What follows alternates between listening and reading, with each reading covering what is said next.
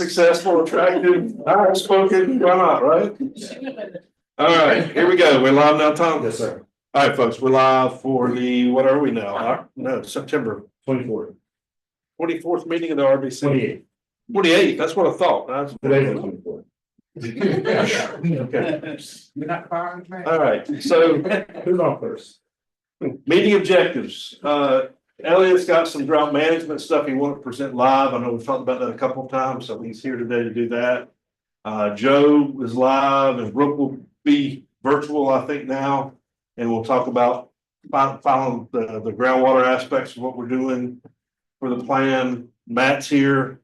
He's gonna talk about the schedule and the chapters to give everybody a, sneak peek. I think you guys will have all the chapters, we hope, written and to you by October. We'll take comments by November. We should be in a place to have our first vote in November, which will start a public notice and comment aspect of this thing, which will probably be done around the Christmas timeframe. This is not great, but it'll get done in December, probably early January. And then we'll be back here to vote on final plan. Fingers crossed, Joe, in January, I hope. So, but we got to get chapters written. So that's the sneak preview. Matt's going to talk about that a lot more in a minute, but that's kind of where we're going. But today, let's get drought management wrapped off and groundwater wrapped up, and you'll find out status about chapters. We do have a quorum. So we had several people call that we're going to make it virtually. A couple said they may be in and out, depending on how long the meeting lasts. But we've got a quorum if we need to make decisions, but we don't have a lot of decisions to make today, thankfully, anyway. You've got the objectives, you've got the agenda. Any changes to the agenda or objectives anybody has?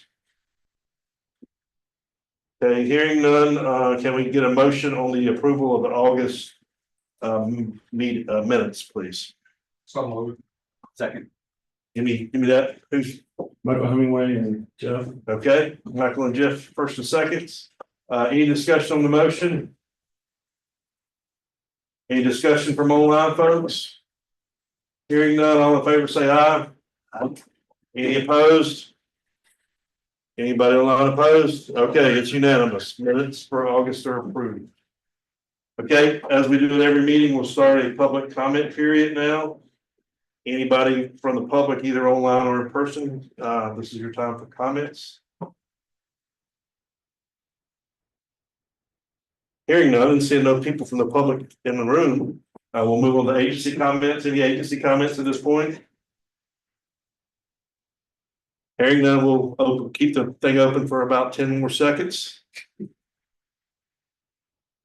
Going. Okay, public comment period is concluded. If you still have anything to say, we'll work in. I don't think it'll be a long formal meeting. All right, Elliot, I believe it's you now. And did you and Matt get your? Okay, we're good. Oh, you will.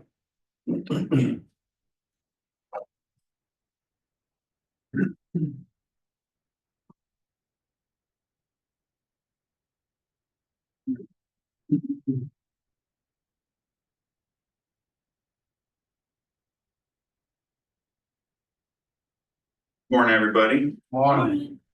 So I know that I've been in here a few times in terms of talking about drought and in South Carolina processes. This is a presentation that we've given to the other river basin councils, and then given this, we did that, I guess, spring-ish, and then given some of the stuff that's happened this summer, I think that this is a pretty relevant conversation in terms of the drought monitoring processes in South Carolina, how they're similar, how they're different, the outcomes, the overlaps, so those types of things. So again, I'm Elliot Wickham, water resources climatologist in the state climatology office here in South Carolina. So the state climatology office leads drought monitoring efforts for the state, both in terms of the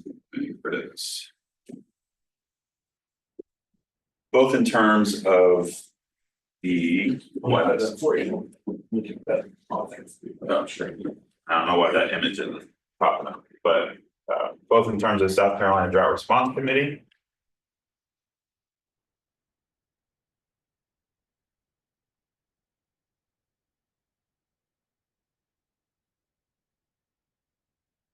And the US Drought Monitor. All right. Okay, so the South Carolina Drought Response Committee. We have this established to carefully and closely monitor, conserve, manage the state's water resources and in the best interest of all South Carolinians. This is done through the Drought Response Committee and the Department of Natural Resources State Climatology Office. We have 4 statewide members, and I will say too that this first one on here, or not first one, but see, this presentation was made before the division, so that should be DES on there, not DHEC. But also the Forestry Commission, Department of Ag, Emergency Management Division, Department of Natural Resources. And then we have 12 local members for each one of these drought management areas that include the sectors of water utilities, regional council of governments, power generation facilities, soil and water conservation districts, agriculture, domestic user, industry. So it's a pretty large committee that has 53 members. We have 1 local member in the audience, Lindsay. And then we also have Sam, who's our Department of Ag rep, and then Joe, he's our DES representative. So Joe, I'll update this as soon as I sit back in. Okay, so the Drought Response Committee, first off, I don't know why the map is. It's the coloration. It's the coloration, okay. Well, that's It's not, fine online, okay, just so you know. well, so as you can see by the date, that's not what the map looks like. Regardless of what it's showing here or what it says online. So it meets as needed currently. So when conditions warrant a meeting. And during that process, we evaluate conditions and the indicators. We make county level designations for drought severity, including normal, incipient, moderate, severe, and extreme. At the severe and extreme levels, the DRC can make recommendations for non-essential curtailment, water curtailment, which is only for public water suppliers. And public water suppliers are required to drought management plans and response ordinances for water conservation may enact their plans based on the Drought Response Committee county level drought designations. Okay, so to get to the map, there's 7 different indicators that the state Drought Response Committee uses. The Palmer Drought Severity Index, Crop Moisture Index, Standard Precipitation Index, Peach Byram Drought Index, average daily stream flow, groundwater levels, and then another big component is a US Drought Monitor map. Again, not what it looks like right now. It's from 2019, but it is one of the indicators that is used in deciding the county level designations for the state drought response committee. So a breakdown for each one of these indicators. I'm not going to go through all of these, but each one of these has a range for each one of them for where it falls with incipient, moderate, severe, and extreme drought, or where it matches up with indicators and the drought phases. So these are the indicator ranges. I'll come back to that in a little bit. And then there's the US Drought Monitor. This is a national product. Again, this is not a current map. This is the height of the drought back in the fall, at least for our state, when we were dealing with some pretty dry conditions in the upstate. Okay, so national product is a drought map, drought severity and extent. So that's the main goal. Where is there drought and how extreme is it across the nation? And it aims to depict all types of drought. So the big ones are meteorological, agricultural, hydrological, ecological, socioeconomic. pretty ambitious because we all know that those types of drought they generally don't happen on the same time frame. So trying to capture all of that into one map is quite difficult. And then some programs use this product for agricultural aid. So the process works that the map is updated each week by one author. All the authors are part of federal entities. The U.S. Drought Monitor USDM categories are based on convergence of evidence from multiple data points and indicators. Most states provide inputs to help the author accurately depict local conditions. So our state plays a role in that for South Carolina. Big note is that the author gets final say on what the map depicts. So I do work on this every week, and I can draw my lines for what I want, and I can write a 15-page novel on why it needs to look that way. And ultimately, once I send it off, it's out of my hands. So generally, we get along pretty well, but sometimes we have differences in opinions. So with the process for the U.S. Drought Monitor, they're looking at all of these, we're looking at all these different indicators. So precipitation, soil moisture, vegetation health, surface water evaporation, groundwater impacts and condition, or monitoring condition reports. And then with the categories, there's some similarities to how the state level works with the incipient, moderate, severe, and extreme status. So there's some overlap, but they have technically 6 categories, none being one, and then no drought at D0, and then drought ranking for intensity from D1 at moderate drought all the way down to D4 exceptional drought. And these are based on percentile ranks for likelihood of occurrence. So easiest way to explain it is to get to exceptional drought, you have to have multiple indicators saying that it is the driest or second driest on record, pretty much across the board to get to that level.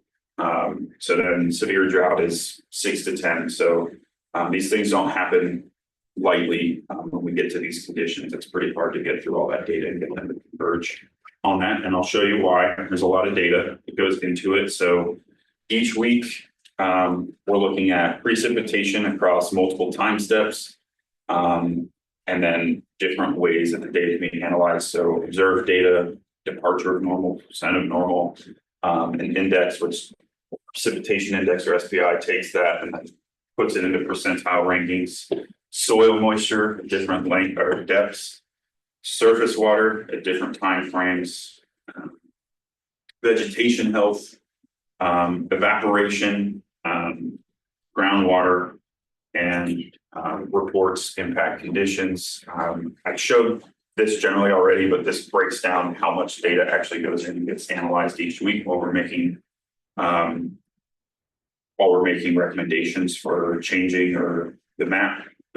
So it's quite a process.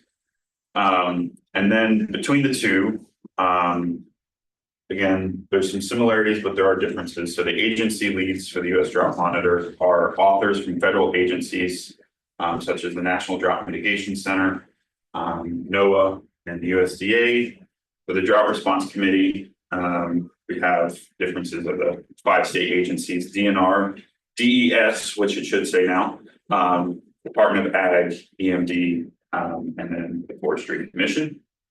Participants, the USDM, the federal and state agencies, as well as universities and other entities that monitor conditions. The DRC, its local stakeholders in the different sectors that I showed before. Frequency, the USDM is a weekly product, while the DRC convenes when needed. Conditions conditions need to be discussed.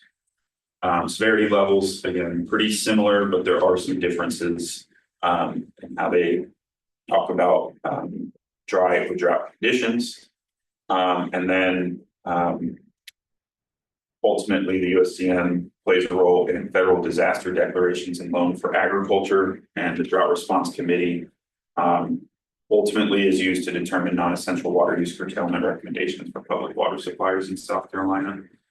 Get into that a little bit here in a moment. Okay, so why do the maps look different? So these are roughly taken at the same time. So first off, time component. So when the US Drought Monitor is updated on a weekly basis versus why, or the Drought Response Committee is meeting as needed. The indicators used play a role in why the maps look different, where they're showing drought, both in terms of spatial and temporal variation. So the South Carolina Drought Response Committee uses those indicator thresholds that I showed in that table, whereas the US power rankings for indicating drought levels.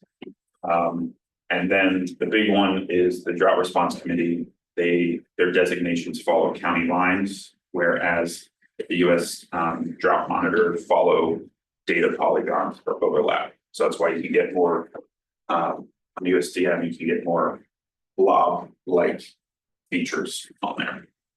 Okay, so the outcomes of these, so the US Drought Monitor outcomes directly, it's usually used, or the big one is the US Drought Monitor is used by the US Department of Ag for agricultural aid, depending on severity and temporal extent for the following programs. So they can use the USDM as a way to prove, or as a data point for drought and agricultural programs. The big one being the LFP, the livestock forage program. That one gets probably the most attention because there's a very strong direct tie to how long you're in a specific drought period at a specific category, how much payment you're gonna get for that.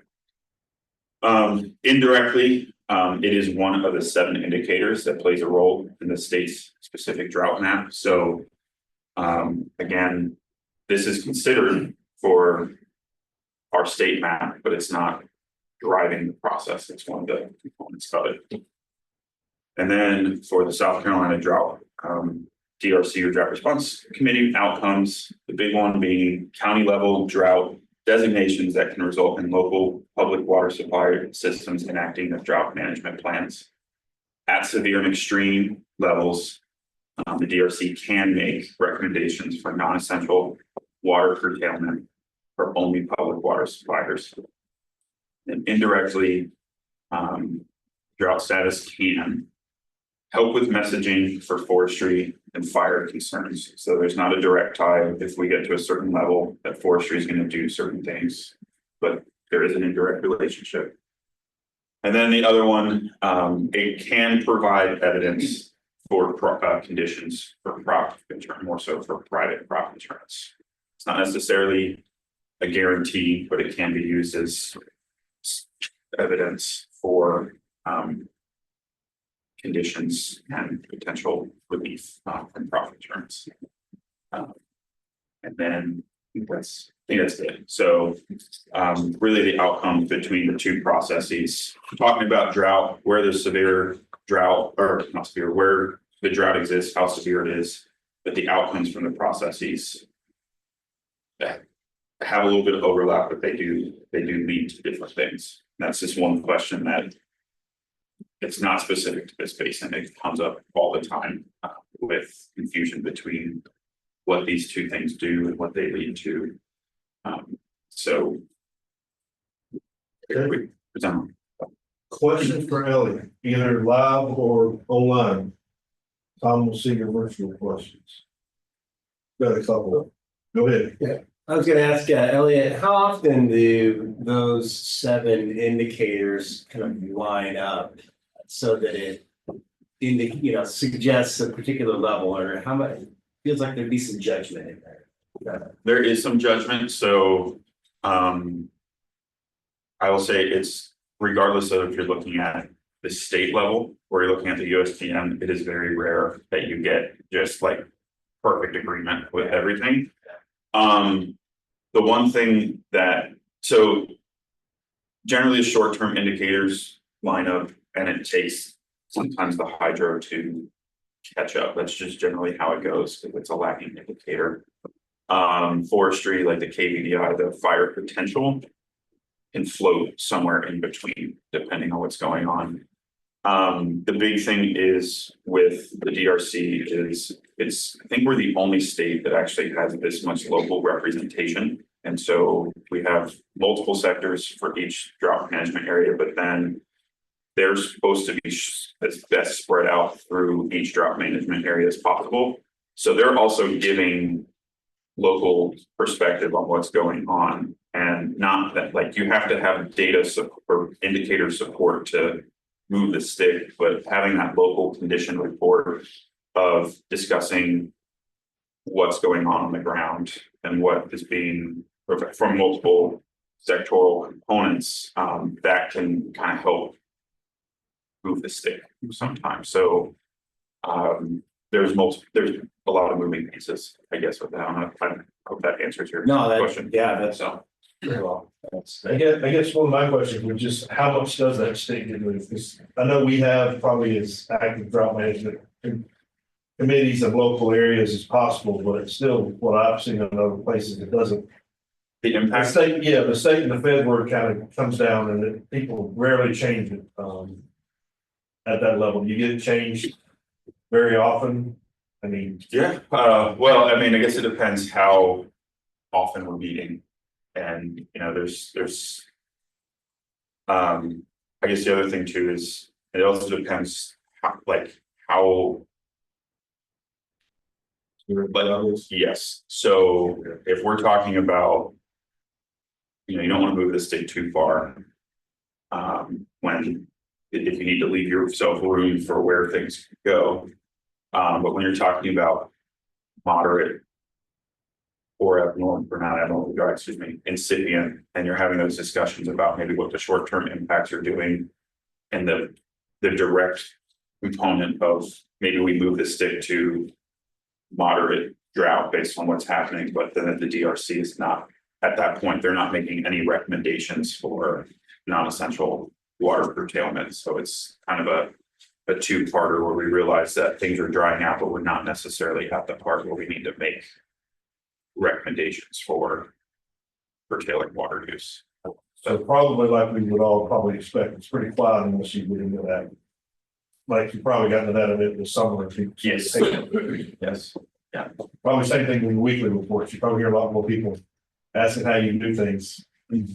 Yeah, and I'll say too, with the US Drought Monitor, with those impacts,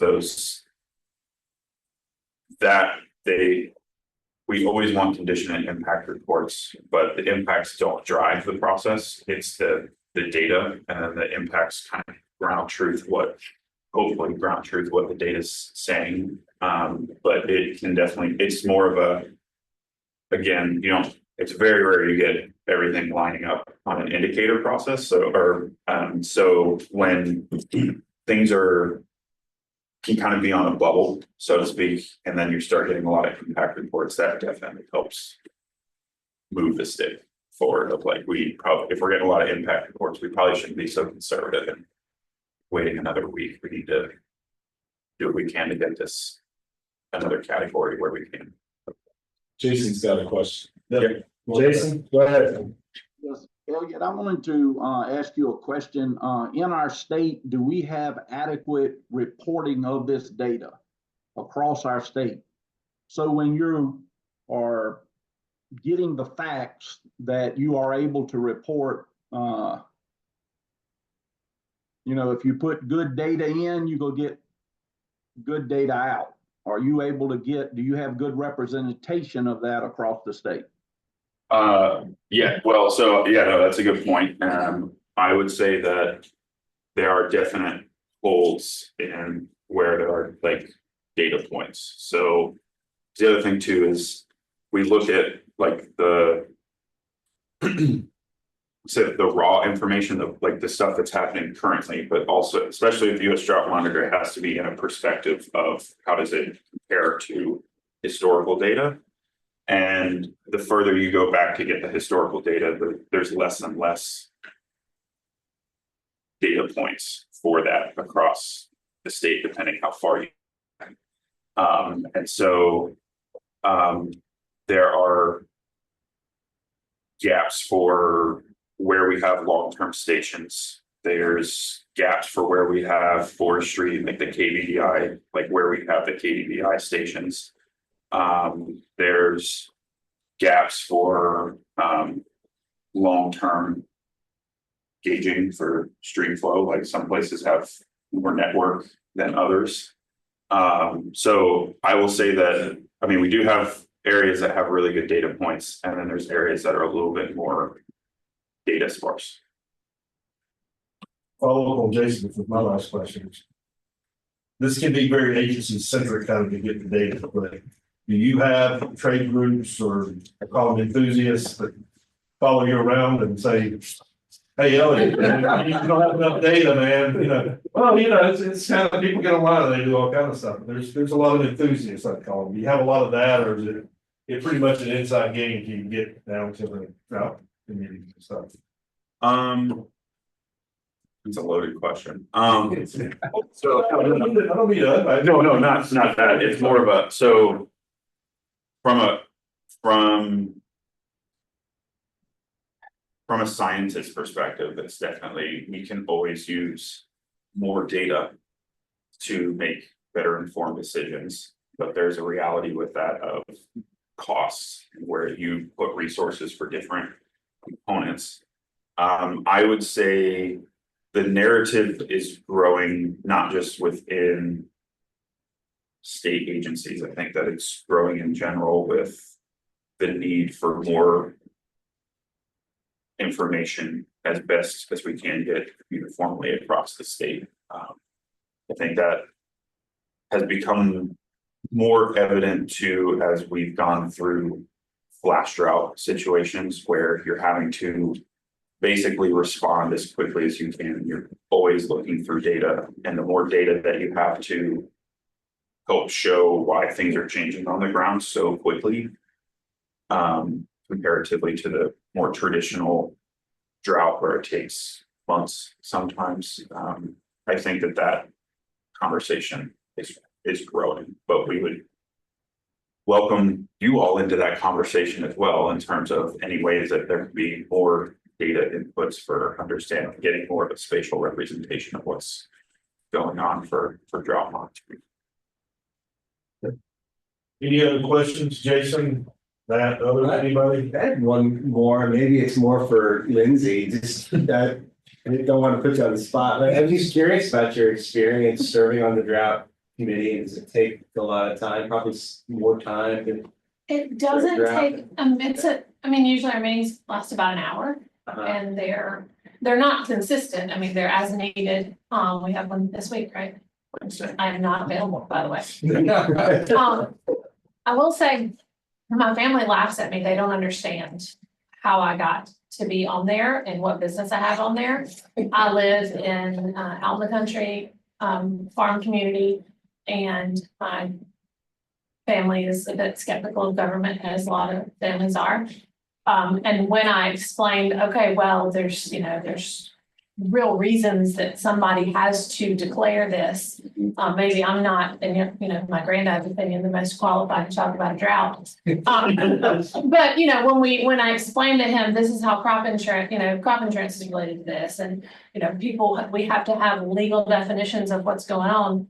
Makes a little more sense. I actually talked to the farmers at my church and asked them how things are going, and I live surrounded by farmland, and so I can actually look and see what's going on. I don't, obviously I'm not a farmer, so I don't have that technical knowledge, but it's an interesting experience, and to hear from other folks and what's going on in another part of Darlington County. It's remarkable how different things can be from one place to another. And then my job is in the 6-county PD region. And so, I may be in northern Chesterfield County and southern Florence County 2 days apart. So I do get to see a lot of the region and have that kind of perspective. But again, I don't pretend to be an expert at all. But it's a really interesting thing to be a part of. Yeah. Oh, cool. So really acting as a liaison between what's going on the ground with the folks that are making these determinations. Yeah. And again, as I said, we'd love for the RBC to be part of that. Okay, guys, thank you, Elliot, very good, very informative. Matt, you have to take it next, I'm gonna let you just do your thing. Okay. Put you on your own computer, so.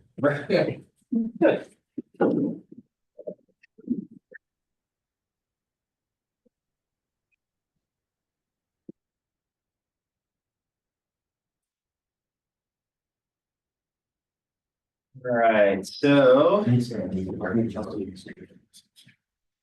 you all an update on where we are on the Basin chapter. So a lot's been going on. We're getting down to the end here and wanted to give you a kind of a detailed update where we are on the River Basin plan, the components of it.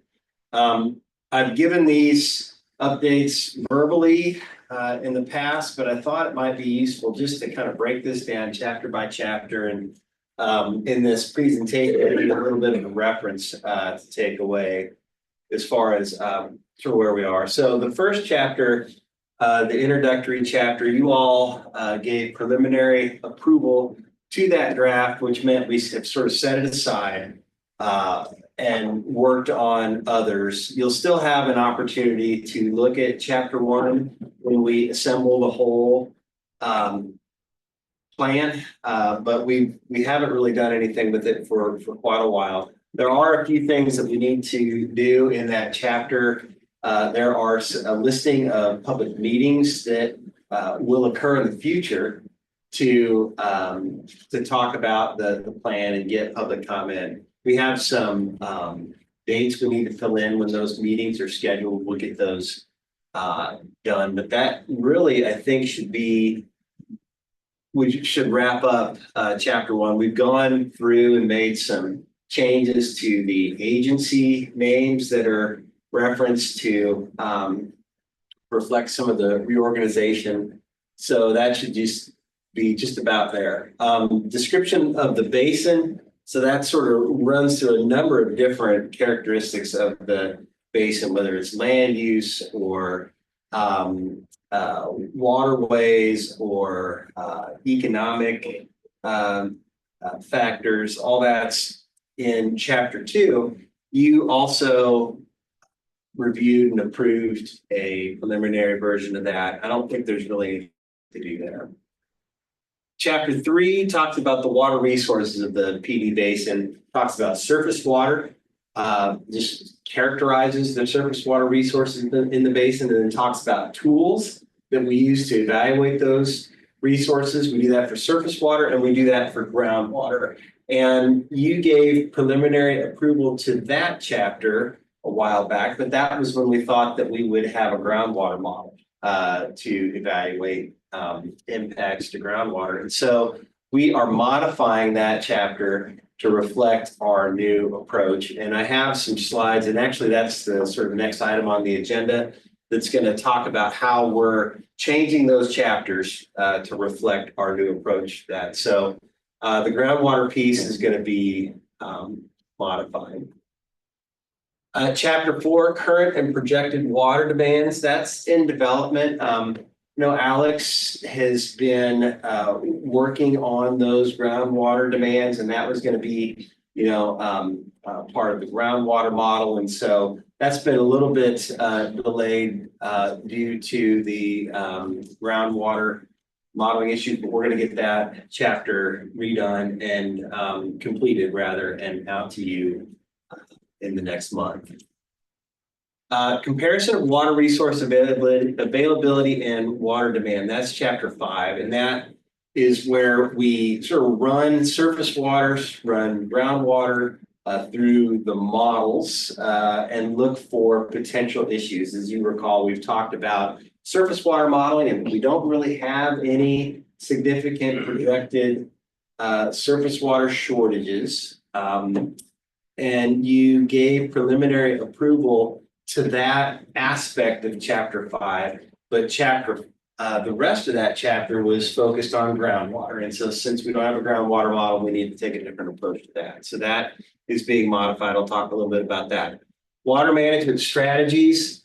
that's where we have the menu of demand side, supply side, water management strategy. We talk about the potential effectiveness, costs, feasibility for those strategies. We had written up all the components related to surface water. We still need to finish out the groundwater related piece because we thought that would be impacted by how the groundwater model results come out. So that is being modified as well. Now, water management strategy recommendations. This chapter considers all of those strategies that were identified in chapter 6, and it presents your prioritization of those and your recommendations, the RBC's recommendations with respect to those. And we had JD walk us through some prioritization, voting and scoring. And so that chapter has been reviewed by subcommittee, which was Deborah Buffkin, Mike Banker, and Buddy Richardson. And there was a little bit of commentary and some good thought put into that review. And I thought I'd just really quickly review what some of the comments were. There was a little bit of disappointment that we won't be able to have a groundwater model to really sort of test these recommendations and have that be a basis for some of these recommendations. But we all kind of know the challenges there, and we're going to talk about how we're going to recalibrate. A lot of support for water conservation, water recycling. There's some encouragement to maybe use an example of water recycling in the context of golf courses. And Mike provided some perspective on that, and that it may not be cost effective. You've looked into that in the past, and that may not be a cost effective option. I don't know if you have any. Yeah, it's just the infrastructure is not in place for them to get to the golf courses for one. That's the main hurdle. Yeah. So we, certainly the recommendations put a high priority and emphasis on water reuse and water recycling where it makes sense, and it could make sense, and it certainly is done in industry.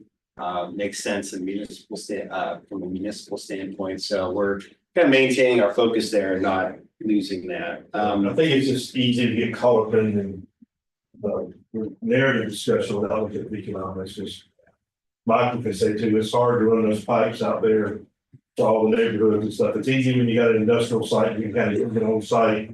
It's a lot harder when you've got to run it cross country or golf courses. And then what happens is in the wet periods, you guys don't need it, and he still needs to get rid of it.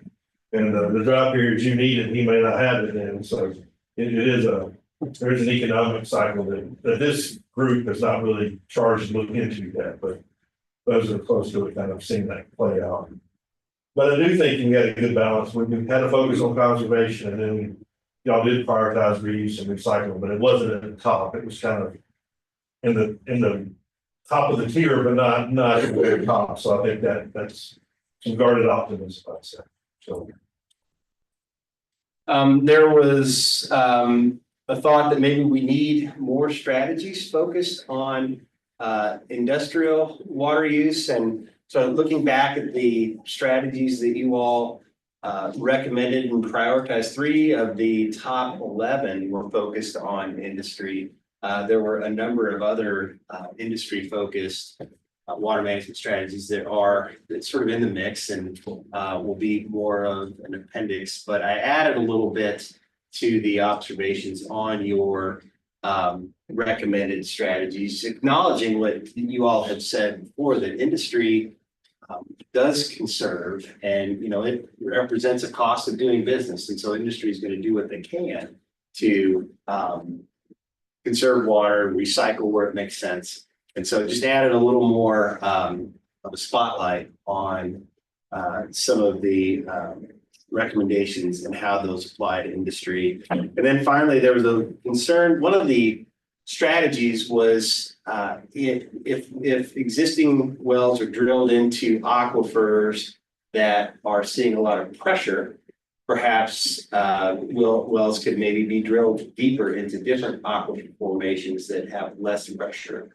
as a water management, a supply side strategy. And there was some concern expressed that perhaps that could lead to overuse. Perhaps that could lead to some aquifer contamination if you get saltwater intrusion because of pulling water from different layers. So I added some caveats to that language saying that because this is a well-supported strategy by the RBC, but you certainly wouldn't want to do that in areas that would risk overuse or risk aquifer contamination. So I tried to add a little bit of perspective.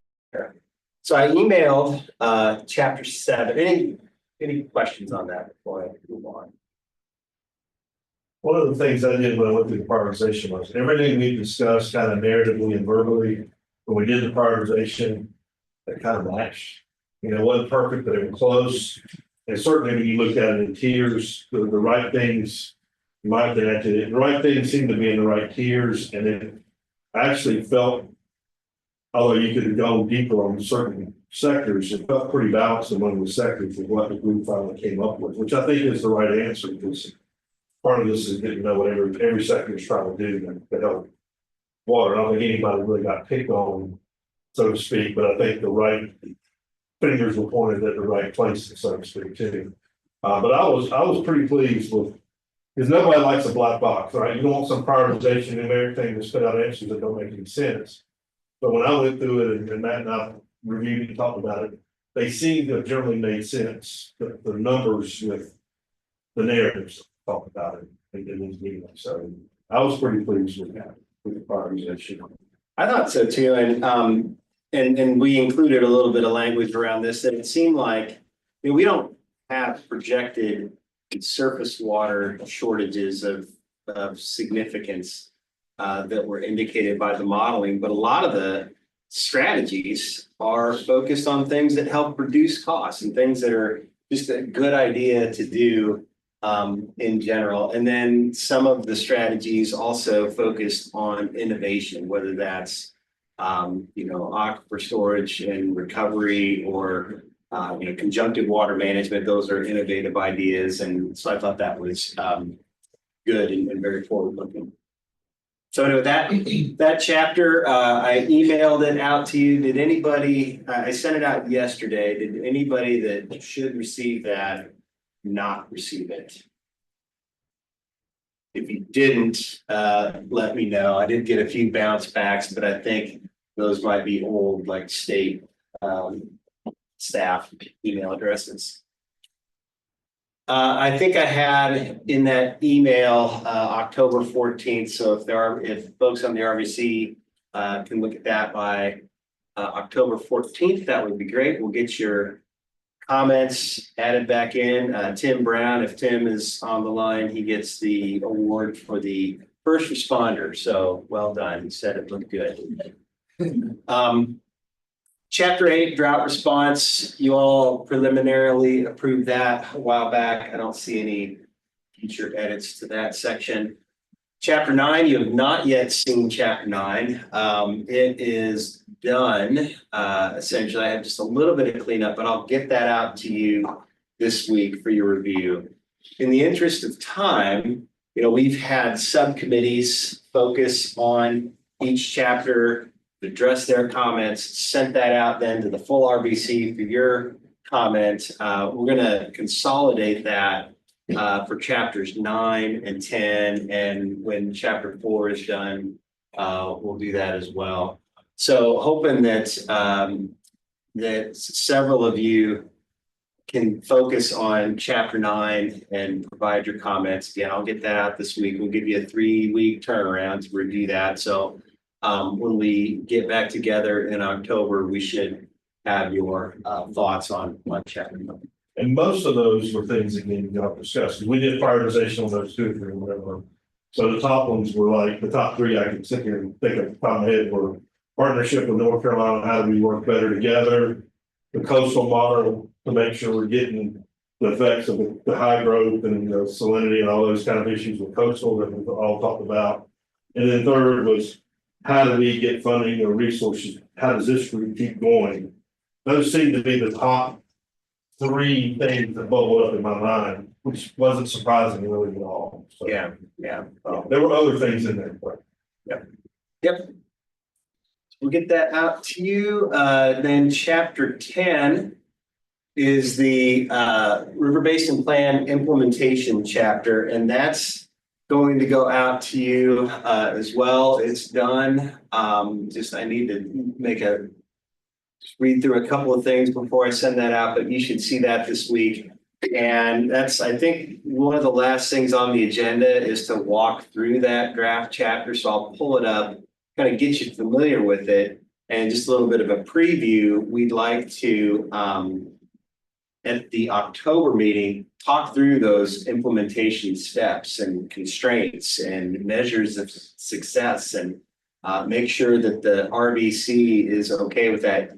Chapter 10, in a lot of ways, kind of wrote itself because of all of the recommendations you've been making in various areas, whether it's water management strategies or policy recommendations or drought management. So that aspect wrote itself, but we included in the implementation plan a lot of different steps for implementing the priorities that you identified in the context of what the RBC can do. So I'll walk through all that later today, but I just wanted to give you a little bit of a preview of what's in chapter 10. So that'll go out again.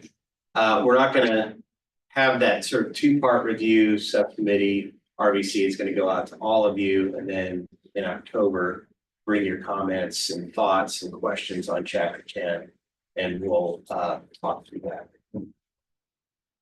So that's the chapter status. Any questions or thoughts on that? We're kind of coming down to the end here. Jason wanted to add kind of a technical recommendation about better data collection systems across the state, like a better data collection system. And I don't know, it kind of came at the end of your presentation, right? So I don't know if it was just, in relation to your presentation or just overall. But we can ask him. Go ahead. Can you ask Jason, or He's online. hey, Jason, what type of data specifically are you talking about? Well, I was, data collection systems, like with Elliot, Elliot is he still in the room? Yes. Mirroring some other data collection systems that other states have. I know that when we were talking about the drought, the flash drought, Elliot, our system compared to other states is inferior, very much inferior. Looking at the other states' data collection, from wind direction to amount of rainfall that they had, humidity levels in the air. I just know that speaking with Elliot, that our data collection system here in the state is very inferior. The weather data. Yes. If Jason, other time, we got in-stream water modeling, monitoring data that we could be collecting, that we do collect. That's data still lacking as well, and you can even get more aggressive going up these reaches of creeks to isolate different kinds of uses and whatnot too. We're not there yet either as a state. But are you thinking about those things too, or maybe? Yes, I'm thinking about all those things. As here as we're talking about our modeling not working, and we're going to make decisions based off of that. It looks like to me that we need to be concentrating on having a better system in place of collecting data so we can make decisions off of good data rather than bad data. Or sparse data, right? Yeah, that's correct. And I would like the RBC to be able to, put into our plan somewhere of, this is one of the problems that we see is with sparse data that, maybe we need to be concentrating on those areas of getting better data collection systems in place so we can make good decisions. It's, it's good, can't see it happening, we don't have the data yet, but we get the data stations in place in the right spots, kind of from an intuitive spot. And you're a lot better off when the search hits you, right? Correct. JD, so the conversation Jason and I had back in June, that it wasn't related to the RBC, it was related to, we were not talking about RBC stuff on our own, I was visiting him with this extreme drought that was down You there. went to Jason's farm, I think. Yeah. Y'all went to the farm in extreme drought, it's all the animals and the plants and everything. Yeah, not so great situation by any means. And so the conversation we had was really about this idea that our state is one of 12 that does not have a mesonet.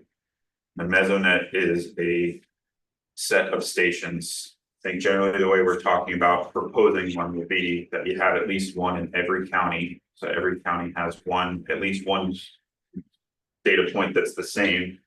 And these are stations that take all those parameters that Jason was talking about. So it's not just precipitation, but it's precipitation. So normally precipitation is taken in 24-hour collections, which overall isn't, I mean, it's good, but when you start talking about precipitation delivery, both in terms of flood and drought, you don't want just the accumulation, you also know how it fell. So I think it can get down to, I think it's sub 15 minutes, might be even 5 minutes, even shorter than that. It depends on what system you go for. But also the other components too, the humidity, speed, the wind temperature, wind temperature, all those type of things, that you can get more data points accurately across the state. As well as, I'll plug it, is we do not have soil moisture, like a full network of soil moisture monitoring in the state. So when we do drought monitoring, it's generally done with either derived products or remote dense products. And so that's another component with a mesonet that you can add that instrumentation in there. So you're not just getting soil moisture, but you can add that too with the other parameters of how much recharge you're getting with precipitation or not recharge from a rain event. These are all things that would, not just because I'm a data nerd and would like these things, but they also help with informed decisions with when we're monitoring conditions, again, whether they're too much water or too little water. How expensive is that? So they're expensive. This is where we start getting into the nitty gritty, where this is above my pay grade, and that's my boss that's been handling it. I want to say it was like the upfront cost if you were to deploy one across every state, along with then the people needed to quality check, like set up the instrumentation quality check, the IT, all that stuff. I want to say it was, and please give a big grace on this, but I think it was somewhere in the realm of like something like 5 million or something like that. But then it's the setup and then the recurring costs. I want to say it was something like maybe 1.5 to 2 that you're recurring for just making sure that the instrumentation stays running and all that stuff. But that's one per county. Yeah. Oh, that's across the whole state. Across the whole state. Yeah, not 5 million for the PD. For the entire state. So, yes, We're one of 12 states now. one of 12 states that does not have it. How do we get, I mean, UF Drought Monitor has it pretty detailed, right? I mean, dipping into counties, we just got solid county. I remember on the June Drought Response Committee, there was a big argument about Orangeburg. Yep. Bottom part of Orangeburg was burned up, Landrum and all that down there, but the top part next to Richland, it was nice and green. So how do we get more detailed than just the whole county?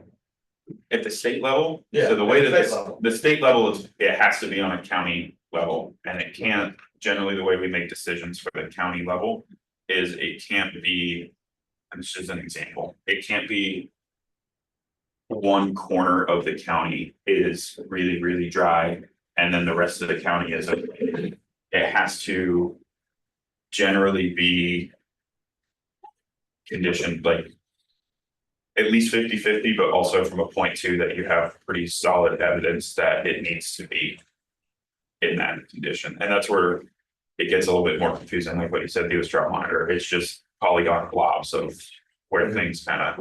You can confirm it, and I think John heard it too, but on that specific situation, there was 2 rain gauge collection points for the entire county of Orangeburg. Yes, so that also, That proves the need of additional data. yeah, because they're not spaced, so like, Orangeburg's a huge county. Yep. So. Yep. And then on two, they're also, those stations are generally taking 24-hour. So again, too, if you're looking at how much rainfall you got over a 30-day period, it's gonna tell you. It's gonna tell you how much you got, and you can look at how much you got a day, but that's not gonna tell you like, yeah, you had 4 days out of 30 days that got, overall you got 5 inches, but all of that came in 4 hours over that 30 days. It's not gonna tell you that. I mean, we have an app as farmers. It costs us $1,200 a year, but it tells us by field. Like, I know this field gets, it got 1.2 last night, this one got 0.6. And now, I mean, we use it for water purposes, but I mean, that's a climate base, but we don't go that far.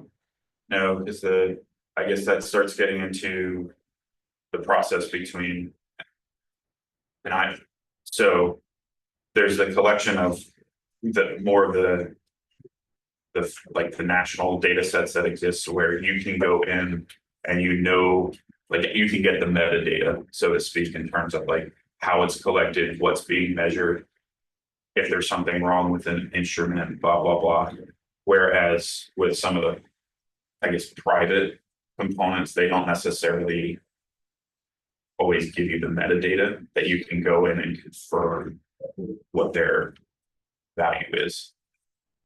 But it feels like, coming to Jason's point, if there's 2 rain gauges in our biggest county, we have a whole lot of space for improvement between a $5 million, technology and put some more rain gauges out. I mean, like, is it that simple?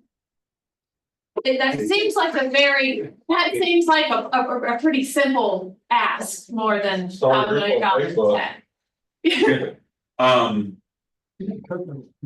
Yeah, so we have like the citizens, like, so in our meetings, we always show the COPA-ROS data. So that is citizen science based. Those are the groupies you were talking about. No, that's what I was, it's clear, but you have those people following around, because there's a lot of people that follow water quality or drought, Yeah. whatever, And so. we have a good network in our state of people that volunteer their time every day to report how much rain they get. But again, too, if I hold up a map and showed like everyone that report, like the consistent reporters and stuff, like you would see a big blob around Greenville, around the cities, like there's a lot of that. And then there's like even Florence County, I couldn't tell you the number, but there's at least 4 or 5, and I want to say generally when I look at the map, they're more towards the north part of the county, not necessarily like, so the 5 that they have, it's not like they're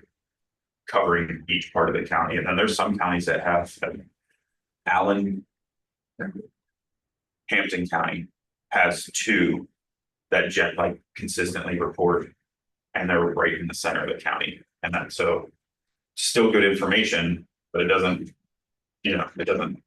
mean that everyone you get signed up is going to automatically spatially solve your problem. And then the other part too is they have to continue to volunteer their time with the 2.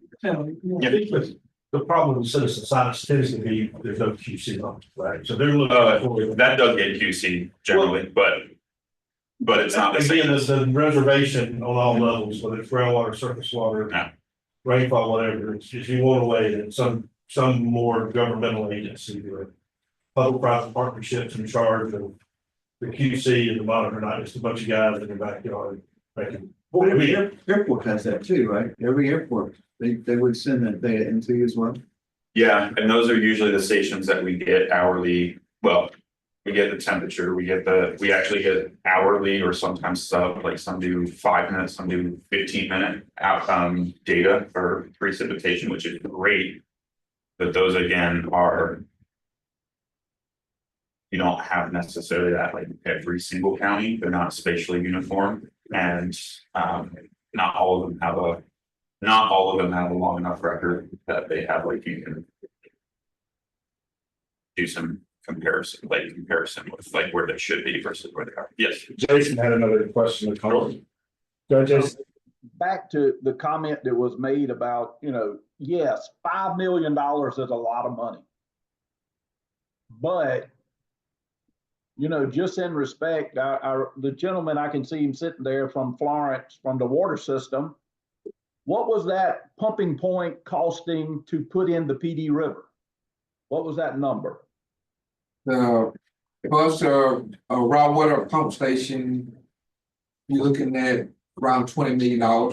Okay, so that's just Florence. We're talking about $5 million across the state for good data. To close in these data points, I see that as being a small investment to ask for our state, so that we are getting good data, so we are making educated decisions off of good data rather than just flying by the seat of our britches, for lack of better terms. But Jason, just to be the devil's advocate, it's just one data point on each county, again, for $5 million. So you got to still, so the next group's gonna come back and say, we needed 2 data points for every county, and that's $10 million. It's just, you got to draw a line somewhere and say, this is what data we can get, this is what data is affordable. I will say, I think too, that like you would start with 46, so 1 per county. I think that ultimately there are counties like Orangeburg, for example, that is disproportionate having one station in Orangeburg than it is in having one station in Saluda County. So I would say probably the starting point would be you'd want 1 in every county, and then depending on how that goes. I know that there are other mesonets that if across the country that they have more than 1 in a county, but also I don't know if that was like guard up where they put, we'll just say 2 or 3 in that county, or they added that in.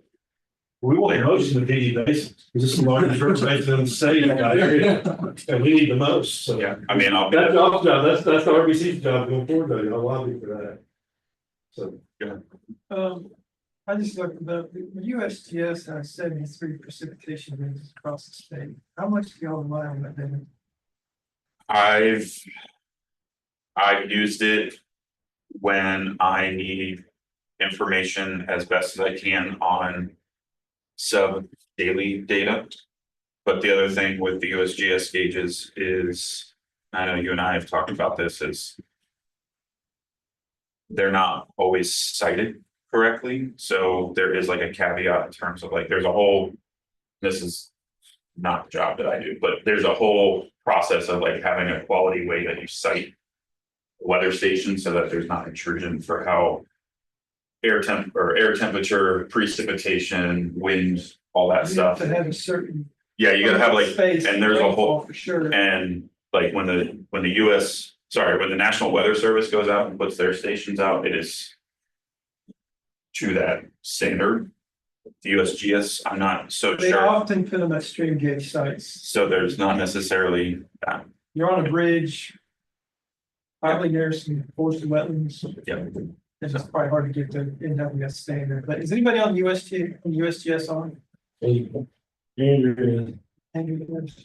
She probably doesn't know anything about rainfall gauge sighting. Andrew, you don't know anything about rainfall gauge sighting, do you? We assume not. It seems to me the National Weather Service and USGS need to get on the same page about how they collect the weather data. Yeah, I'm here. Yeah, that's not my purview. I you know, if you would like somebody from the Saucy Columbia office who does install those gauges to come and talk to the group, I can see about having somebody come in for that. Or even just, you know, send a write-up to you or a brief description of how they're installed, where they're installed, and how those decisions are made. I would like any documentation you have on it. I That'd would be put good. my reviewing. I don't know if you need to have someone come talk other than at the office. I can dig something up on that. That's no problem. Oh, yeah, this sort of helps to answer my question I was gonna ask. Are there opportunities to integrate with other data sources to sort of leverage that $5 million investment in Embezzlement and then bring in other things in? But it sounds like there at least need to be a vetting process for other data sources to figure out how. You mean, so like just to make sure, so like if we set this up and then whether it. I'm not proposing that it necessarily is our office, but I'm just saying that in this scenario, it is. That once we have that IT component set up, that we're ingesting all that data for then data products, you're suggesting like another pulling other data in for that? Possibly, or like using the location, for example, of the National Weather Service weather station, which is likely going to be, you know, well sited and taken care of. Could you, for your Mesonet, consider that location and then maybe put a weather station somewhere else to better? I know, so I will say that like now we're starting to get outside the conversations that I've been involved with the Mesonet, because I'm not an instrumentation sighting guy. Yeah. Where they would be placed, I can't speak to the part with NWS and putting them with that, but I can say that if we were to get this, it would be something that like there's a whole national component of like what the data quality standards are for putting a Mesonet in, and if we were to put one in, that it would be met, like it would be meeting those needs. So that way it's not questions about, is there an issue with trees hanging over the site for there being a data quality issue? So it would be cited to a specific standard, at least where they're put. Yeah. So let me add this. Let's take Jason's recommendation and add something to the policy, but we know the policy, these questions we're asking, I will have to get answered to get the money. If somebody that wants the money somewhere else is gonna say, hey, we got 78 USGS stations, why are we giving that money over to Elliott's group? We say that for. We're not paying for 73 stations. No, but what I'm saying is there'll be, if you're gonna make a political argument in policy, we need more stations, you have to frame the argument. Not all airports have it, not everybody's in the data quality. USGS doesn't cover all those are going, so you can add those languages in there that is something we want.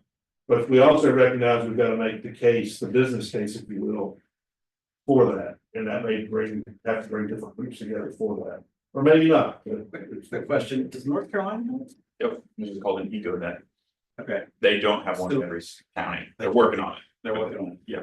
Because that might help us if we're trying to integrate with North Carolina. If you could pull on some of theirs to make some predictions about water flow coming down. I think Georgia has a thing on it.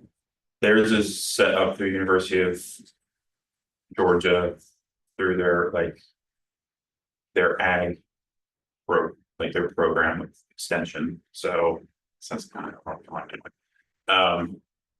But yeah, they have one. I will say that each state, there has to be standards that are met, but they all kind of get theirs set up the way that they figure out is the way they need to set it up. So I think it's a good comment, Jeff, because you look at the neighborhood states and see if they've got it and how they're doing it, and there's options and alternatives in there. Right? I will say if you ever wanted to look at like what one can do, and I know I'm throwing out the Ferrari model at this point, but ultimately what it can do is go to Oklahoma climate survey, or just type in Oklahoma climate office and look up and at least me, because I'm a nerd with this stuff, but I can get lost for hours in terms of the data that they can pull, the maps they can make. They send in, when they send in their recs every week to the US Drought Monitor, I'll be like, when they have maps that just come up and it's like, man, I wish I could just pull a map up like that and it just. Both in terms of time, but also from like informed decision where it's all in one location, so. Who's worse? I don't even have like I don't know as like a political answer, I legitimately don't know, so. I thought it'd be Alaska or somebody, but I just, that's just. Doug, maybe one that. Doug, you got a comment? Yeah, I'm just thinking about some of the services, like that we use on the farm that actually goes field by field. Good estimate of rainfall, maybe as good as a gauge, as a rain gauge. Mike could be use some of that data as opposed to the $5 million investment. I'm not sure if that would be viable or not. Just a thought I had to. We use climate on our farm. I don't know what Jason uses. I'm sure he's got a service that he uses for that purpose. That's what I have. They Doug, prison or I don't know. John, what do you use? Climate, it's climate.com. Yeah, researched about this. It's owned by Bayer now, I guess, so to speak. They bought it. And it's pretty good. It goes field by field. It's within 10-15%. And then it sends it out instantly, and that's not quite, but overnight it adjusts and sends out an email the next morning, and it's about spot on. It saves me a lot of riding and checking rain gauges. I don't even put them up anymore. Okay, let me round this up, keep us on schedule, we'll take a little break. Anything else, Matt? You got what you need for now? Get us into chapter 10 for this. Yeah. Yep, we'll revisit chapter 10 later in the week. Sorry.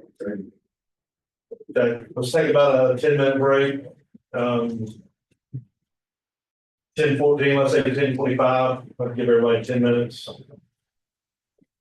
We don't have a huge crowd in person, so we got a good crowd, but we don't have, it ain't packed today, so we don't have one line. Back there. 10:25. Can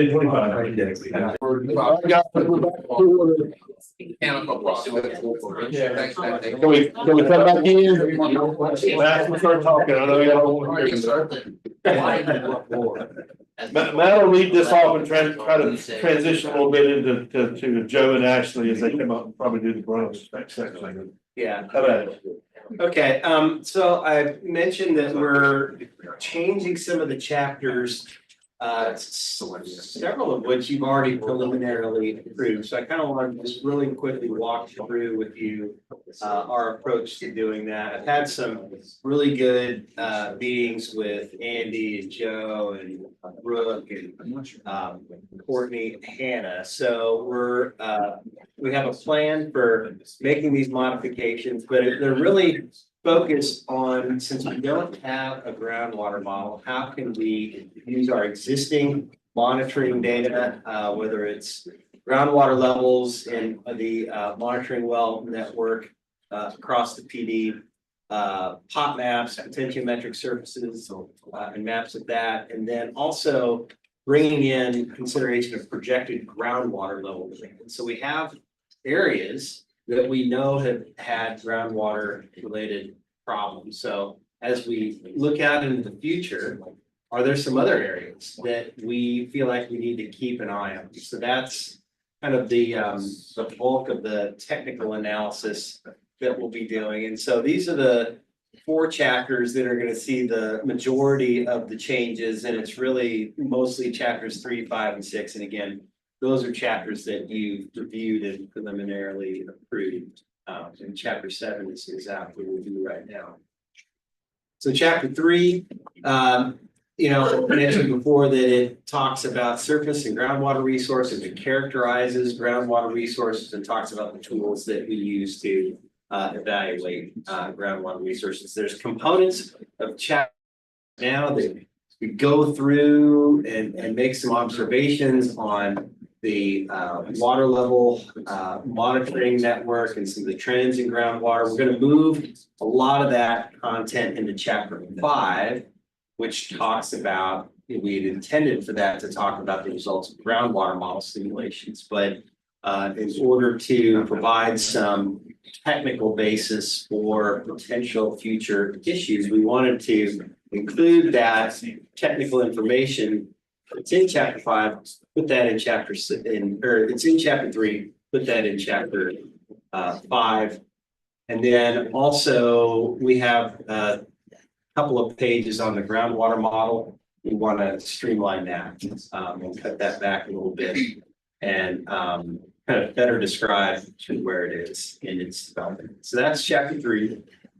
Chapter 5, we're going to modify our methodology description to talk about how we're using existing data. One thing we wanted to ask you, so in the planning framework, when we run the anticipated groundwater model, it'll likely identify what are called groundwater areas of concern. So there's some geographic areas that the groundwater model would suggest are going to have supply risks in the future. We don't have a groundwater model, and so we can't use that output to identify these areas. So we anticipate, though, we'll identify areas that we need to keep an eye on. And so we were thinking we would call those preliminary areas of concern, preliminary groundwater areas of concern. Wanted to make sure that the RBC was okay with using that term because it sort of falls outside a little bit of some of the terminology used in other basin plans. So we'll go with that. And if anybody has thoughts about that, feel free to email me or anyone else who's working on this. And then again, we'll describe current areas of groundwater concern and then some preliminary areas of concern if we identify them once we overlay information on groundwater monitoring, hot maps, and potential future expansions of groundwater use. If there are some areas that seem like, hey, we need to keep an eye on these areas, we'll identify those as well. So then chapter 6, if you recall, chapter 6 is the menu of best managed or water resource strategies, management strategies. And on the surface water side, there's kind of a lengthy discussion about the effectiveness of those strategies. We don't have that for the groundwater piece. So what we thought we would do, two things. One, we need to finish our description of groundwater management, supply side strategies, but then also we'd like to have some discussion in there on how different groundwater management strategies have been effective in addressing existing groundwater issues that we know about. We've said it a few times that even without a groundwater model, it's likely that our toolbox for addressing groundwater issues will be the same in the future as it is today. We kind of know, a lot about how to manage our existing groundwater problems. And we'll talk about some case studies where groundwater management strategies have been implemented and how effective those have been. So, and then we'll update chapter 7. We're thinking that next month we can talk about some of those preliminary areas of concern or other groundwater issues that are kind of coming from these revised analyses that we're doing, and see if any of the discussion around that impacts what we have in chapter 7. So there may be some revisions to chapter 7 that come from these discussions that we'll have here in the very near future. So any questions on that? I think that's all I have there. Cool. Okay. So for the next presentation, I'll turn it over to, let's see, is this next on the agenda or? Yeah, that works. Is that it? Okay. Yeah, so Joe Kuhn here from DES, Division Director of Water Resources. And I don't know if I've really brought this basin up to speed with the transition, reorganization of government So the hydrology program from DNR is now under DES within this division. And so this division manages the water quantity permitting capacity use areas, which Ashley Carruthers here is going to present on today. She is the coordinator for the most recent capacity use area, the Santee Lynch's area in the PD Basin. So we have the water quantity permitting side, we have the capacity use areas and the surface water permitting. And then the hydrology program is now within this division as well to carry on this river basin planning effort and their water monitoring network and all that associated data gathering. And, you know, as Matt said, you know, without the groundwater model here in this basin, I think we can just take a look at what we have empirically based off of our annual water use information that we get from our users, based off of the capacity use area recommendations that we have for the Santee Lynch's and the PD area, well, and the Waccamaw. The Santee Lynch's doesn't yet have recommendations, but we can discuss that a bit. And just look at this empirically from, you know, what we know, where we know areas of concern are, and potentially where some areas of interest might be moving forward. So with that, I'll let Ashley give us. Let me follow up. Sure. Can you talk a little bit more about the structure, what's above you and maybe what's below you now, if you will, just an organizational structure? Sure. I know Leanne, we've seen Leanne in the past. What's she doing now or? Well, Leanne's on maternity leave. So she's got a precious young daughter, Evelyn, that's about a month old now. So she's doing well. And she'll be back with us sometime in December. So organizationally, DES, very similar to DHEC on the environmental side. The environmental affairs side split from the health side. And so DPH now maintains the health side. And the environmental affairs programs have always been traditionally 4 bureaus: Bureau of Water, Bureau of Land, Air, and then we have the regional areas that they renamed a bit, Regional Laboratory Bureau. So, you know, each bureau has several division areas and division directors. And within that organization, there's section managers, program area managers, and staff. So, you know, Scott Harder will be the program area manager for the hydrology program, and Leanne will continue to manage the water quantity permitting. And then we have Greg Whitcomb for the private well program within our division. And then, you know, each bureau is structured similarly with a bureau chief. And then that goes up to deputy directors and ultimately to Myra Reese, the agency director. Any questions from anybody on any of that reorg? I don't think we've really ever talked about it formally yet or anything. Anybody online? Good. Want to give everybody opportunity, and that's the right thing to do. So, all right. Sorry, Ashley. I'm sorry.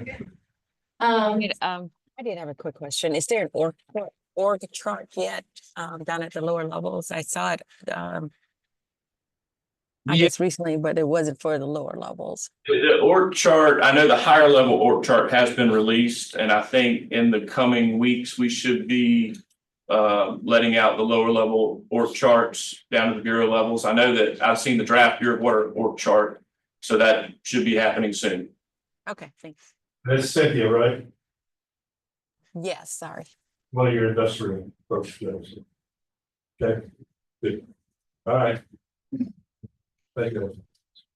So as Joe mentioned, my name is Ashley Carruthers. I've been with Bureau in the groundwater quantity permitting for about 5 years now. So I've been lucky enough now to have touched kind of every capacity use area. And as Joe mentioned, we have the Santee Lynch's just pulled on about 2 years ago now, which does touch some of this area.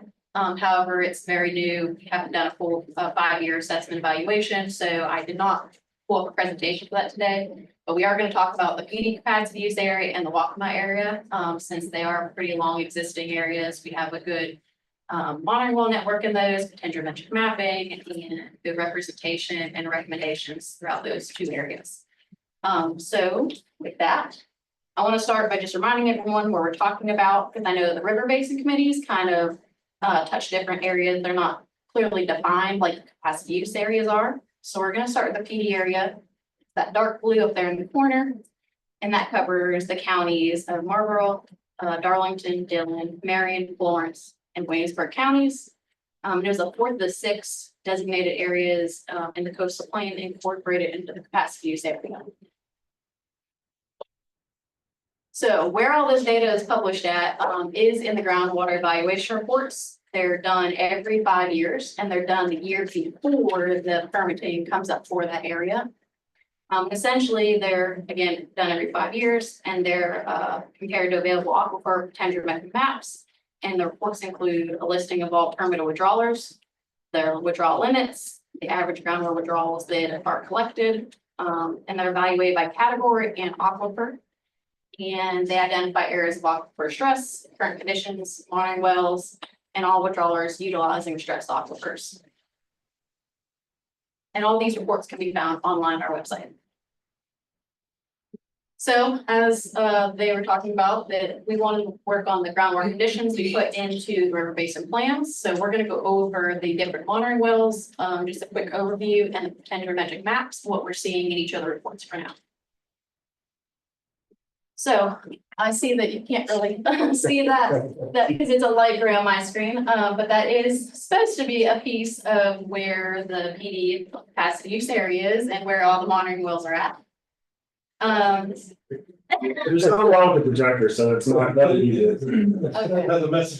I'm sure online you guys can They can see it all. appreciate that map, but in here, I apologize, you cannot see that. But that's okay, we'll roll with it. So there are 4 groundwater monitoring network wells in the region screened in the Crouch Branch Aquifer. There are 7 in the McQueen Branch. There are, let's see here, only, let's see. There are none in the Charleston, and there are also none in the Grambling aquifers. I'm sorry, there's 1 Grambling aquifer. And they're pretty spread out. I know you guys obviously in-house can't see that, but they're pretty well spread over the area of the PD. So we're gonna look at each of the monitoring wells that are in the PD area. And this data is collected by the hydrology group that was previously DNR, now at all DES.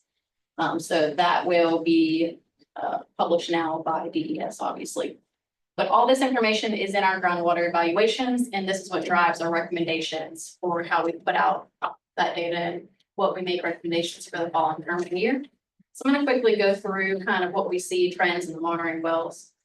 So there are declines in all 4 of the Crouch Branch aquifer monitoring wells that you can see in these graphs depicted.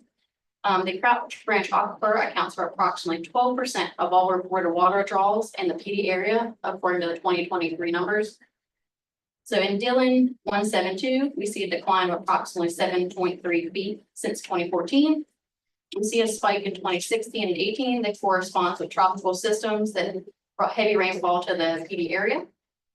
In Florence 276, there's declines of approximately 26.2 feet since 2000. In Marion 77, we see declines of approximately 47.3 feet since 1982. And in Williamsburg 0012, we see declines of approximately 7.3 feet since 2016.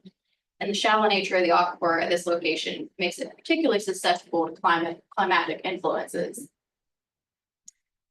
Just as a side note, obviously, all the monitoring wells are all different timelines of how long that their instrumentation has been there. So just make note of seeing the difference in the scales on each of these graphs as we're going through each one.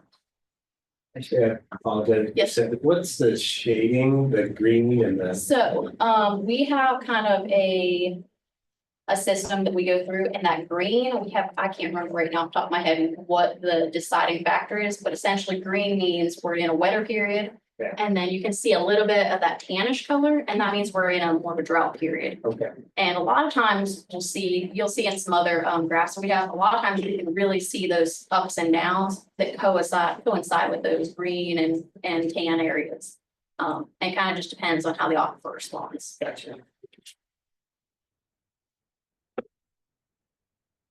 So we just looked at the Crouch Branch monitoring wells, so let's look at the contendrometric maps that DNR collects as well, and these are pressure surface maps, and it shows us based on that monitoring well data, kind of how the pressure surface is looking in the aquifer in these areas. And I apologize again, you can kind of, for people in the room, you can't really see that outline, a map that's overlaid by county. And I can tell that even there's some blue in there that people online can see. You can see on that far right one, there's a couple spots of blue. We have some, definitely more than that you can see on the outline. And those blue spots are heavy areas of heavy pumping. So there are Darlington, Dillon, and Marlboro counties have shown minimal changes in water levels since pre-development. We have pre-development on the left and current on the right. Marion County has experienced a lowering of the pendrometric surface by about 25 feet, Florence County by 75 feet, and Williamsburg County up to 100 feet.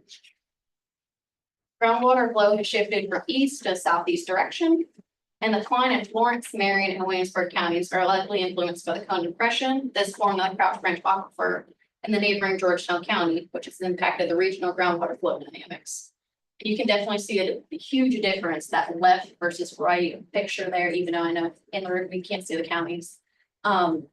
We see a nice wide, spread of those contours, and that left one pre-development.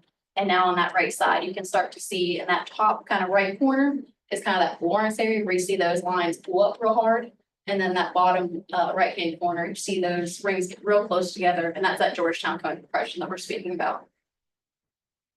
Actually, those are feet above sea level Yes, or yeah. below, they're I guess. above- and that's the They're feet case. above mean sea level. Okay. So as far as the McQueen Branch Aquifer goes, there's one watering well in Darlington County, 3 in Dillon, 2 in Florence, and 1 in Williamsburg. McQueen Branch Aquifer is the most utilized and developed aquifer in the PD area, and it accounts for 75% of all reported water withdrawals in 2023. So starting with Darlington 228. The water levels remain relatively stable overall since 2011. It's influenced by climatic conditions, interaction with surface water.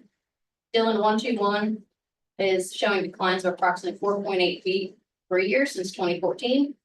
In Dillon 175, we have declines of approximately 7.4 feet since 2014. In Florence 128, we have down-drop periods in the late 1990s. We have a recovery in 2019, but we have recent stabilization of water levels here recently. Ooh, I bumped something. I am so sorry.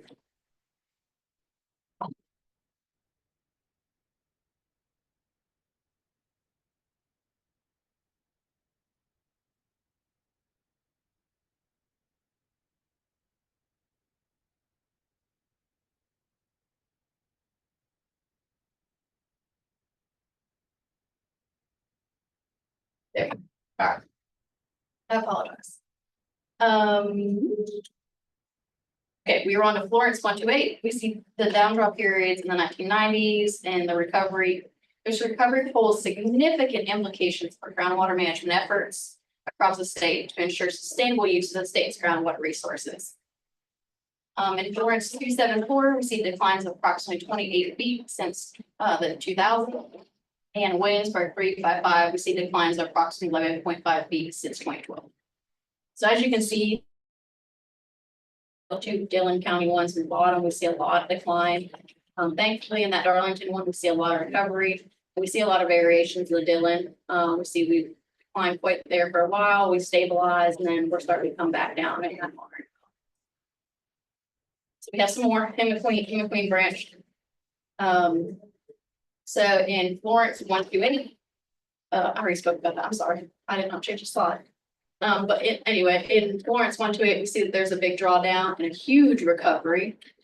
In Florence 274, you see it's very steadily declining. And again, in Williamsburg, we see that really heavy decline.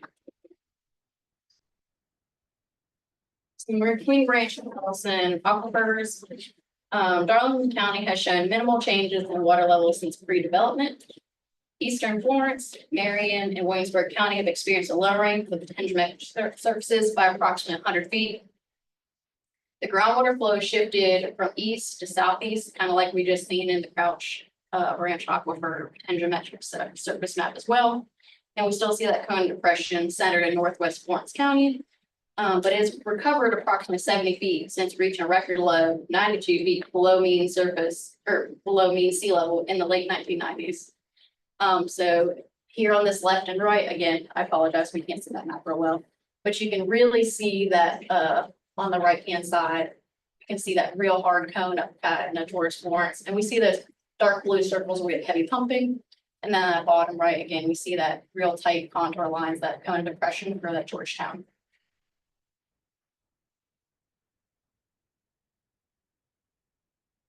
So in the Grambling Aquifer, one well is in this area, but we do not have any pumping in this area.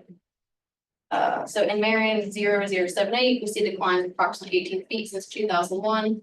Water levels have stabilized at approximately 63 feet below mean sea level in recent years. So we see that we've kind of recovered there at the beginning in this graph, and then it's really declined. We're starting to level out there in the last couple of years. So what does all this mean? So all this information is taken into account whenever we write the groundwater evaluations, along with what the water report usage is that we get back every day from all of our users that are in the capacity use program. In the evaluation, we summarize all that and we essentially come up with recommendations. And I think that's what we're here for, is to see what kind of recommendations come out from what we actually observe. So the recommendations for the Crouch McQueen branch aquifers specifically are no increases in permitted groundwater withdrawal rates, should be approved for existing wells screened in the Crouch or McQueen branch aquifers in Florence or Williamsburg County. No new wells with associated withdrawals rate increase should be permitted for construction and production in the Crouch McQueen branch aquifers, again in Florence and Williamsburg County. We encourage the use of aquifer storage and recovery and artificial storage in these areas. And there's going to be some staff evaluations that should include a groundwater model assessment to determine the potential for development of pumping cones and potential interface on neighboring wells. And for the recommendations for the PD capacity use area overall, we are requesting groundwater withdrawal rates increase should be diverted to surface water sources, and groundwater should be used as supplemental in our backup source if possible. We're going to encourage groundwater withdrawals to discontinue using and properly abandoned wells that have been screened across multiple aquifers and ensure that all future wells are screened in the target aquifer zone. And just to kind of touch on that point, we are not allowed to put any aquifer or any wells in anymore that cross screen, but we do have wells that are grandfathered in that were screened in multiple aquifers. So we're highly encouraging, if anyone's going to put new wells in, that we abandon and get those out of the network so that we're not seeing, we can isolate all that data. And then finally, we're going to work towards educating South Carolinians on best practices for water conservation, including all stakeholders, and working in conjunction with local, state, and federal partners to expand the groundwater monitoring network in the PD area. Kind of addressing what people brought up before about holes in network. Obviously, we have holes in groundwater monitoring network. It's about funding and just overall areas. But with the kind of merge with DES, I think it'll be a little bit easier to kind of fill in some of those gaps. So one of our goals of the program is to kind of look at data back and forth between the two groups now, especially since we're all in-house, and see if there's any wells that are existing that people maybe were going to abandon and try and put those to use and maybe add those to well monitoring network. Do y'all have any questions on the PD evaluation, kind of the data? And if not, we're going to walk into the walk-along. So based on, this is, you say for the PD area for us, no increases. So you're looking at for us next year, only the city of Florence. I just pulled up our 2021 emails that's saying. So can we look forward to being able to stabilize and keep the same level of withdrawal that we had in the 21 permit for next year? Yes, yeah. Obviously, I mean, we'll look at everything that goes on, but I don't think that we're kind of in a position to see cuttings. We have seen some recovery, as I mentioned, as well as in and around Florence. So, yeah, that's based on us using, we increased production capacity at surface water, right, which is more expensive than the groundwater system for the operating cost. But we still intend to produce more from our surface water, but we still want to try to maintain the same capacity for the groundwater side for peak demand using the permit. Right, and allows flexibility to operate in efficient manner. And y'all are a great example of kind of where we're pushing people to use surface water and alternative sources so that we can kind of keep on that track of recovery under that Florence area. Doug has a question. Doug? Yes, on the graphs where during those hurricane seat years, where we had a real sharp increase in the water level. Yes. And then it appeared to be a really sharp decrease in the water level. What happened? Where'd the water go? You know, that's a great question. I would have to actually look into that more. I'm not exactly sure. I would have to probably talk. Depends on the well you're talking about. Yeah, I think. You have a well number? It was on I think it was on the Crouch branch. Dylan, go back one more slide. Yep. It was Dylan. All right, right there in A. There's a couple of really extreme increases. And I think you said there was a hurricane event in both of those years. Right. And then all of a sudden it seems to decrease as fast as it had increased. And I just wondered where all that water went. Right. Probably just moved down gradient. Yeah, I was gonna say, Probably too. if I had to guess, I'm assuming this area is a pretty close area to a recharge, so it probably is heavily influenced by when we get hurricanes, and obviously that water though doesn't stay, so it probably moves down gradient. As all water in the state does, Yeah. but if I had to guess. I mean, it's generally on a decline, so you had a recharge, heavy recharge event, and then generally it went back to the trend. And see, what's the scale on that figure? Is it? So the top, so in Dillon 172, I know it's hard for y'all to see in the room. That top red dot where the record starts at is roughly 52 feet above mean sea level. And your very last dot at the bottom, the last one taken, is roughly 45 feet. Okay. So you're looking at a change of 52 minus what, 45, about 7 feet. But to Doug's point, there is a pretty big area of that curve relative to all the other areas underneath that triangle. When you drew the straight line where there. Some volume of water that unusually went away. Yeah. And I guess one question I might have, Scott, and then again, not blaming data, but how much of this data is raw data or either one? How much of it's been adjusted? I mean, you could have a gauge go out after a hurricane and you could have had bad readings. The data there's been adjusted. What's that? None of that data's been adjusted on that graph. Well, my question is, let me ask you a different way. If you had some kind of technology problem as a result of the hurricane and you were still getting readings and then you said, oh, would you adjusted that data or would you say we corrected the technology? I'm just asking a question. You mean if equipment or sensor went out? Yeah, or went on the. See the data gaps? You see dots? This is where you lost gauges. That's where we lost the sensor for whatever reason. So you might. In the dot manual measurements, we actually took a tape and just measured it correctly. Okay, well, that was my question. So I'm just trying to understand the anomalies. Anomalies to be data.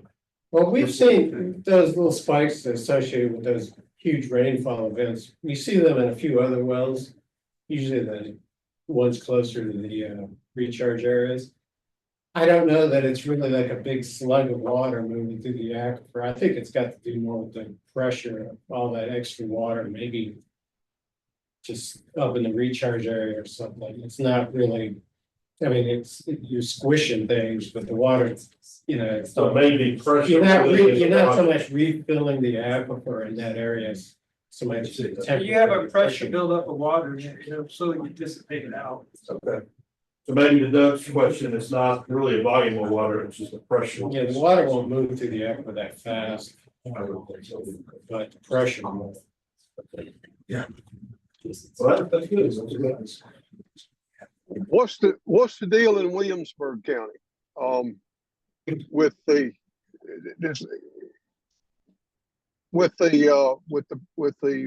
groundwater there, what seems to be the situation causing that problem? So it looks like if we had to make some assumptions here, that it's pretty shallow, and it is pretty impacted by climate influences.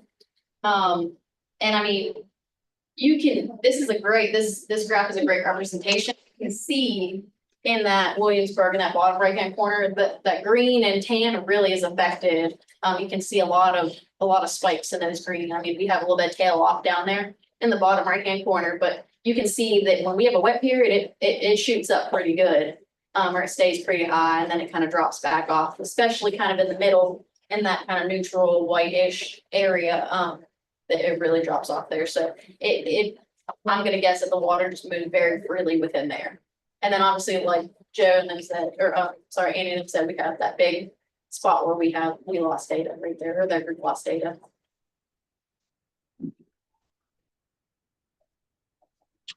Okay, thank you. What about water? There's places that have contamination from sludge being put on farms field and things like that. Where does that fall under the? Well, Not that's us. largely in the traditional aquifers in the coastal plain. So these are confined below that. So we don't anticipate water quality impacts there. The only water quality monitoring the hydraulic group does is saltwater along the coast. Other groups I mentioned, PES do the groundwater center, but we don't do that ourselves. Not sure. Other questions online or in person for Ashton? Or Joe? Or Scott? Or Andy?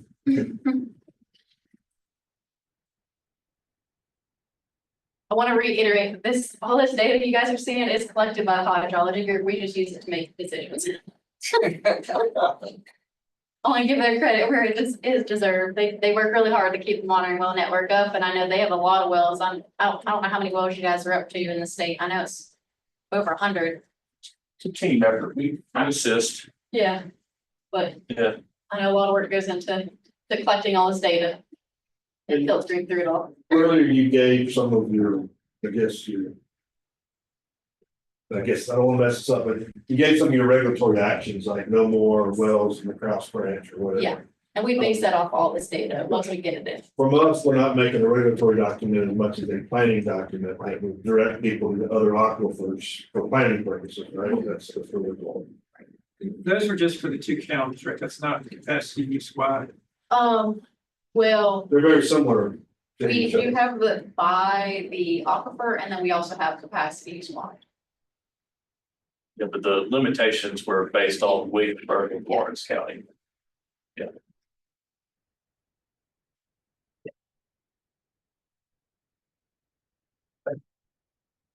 Go with the Waccamaw? Yeah.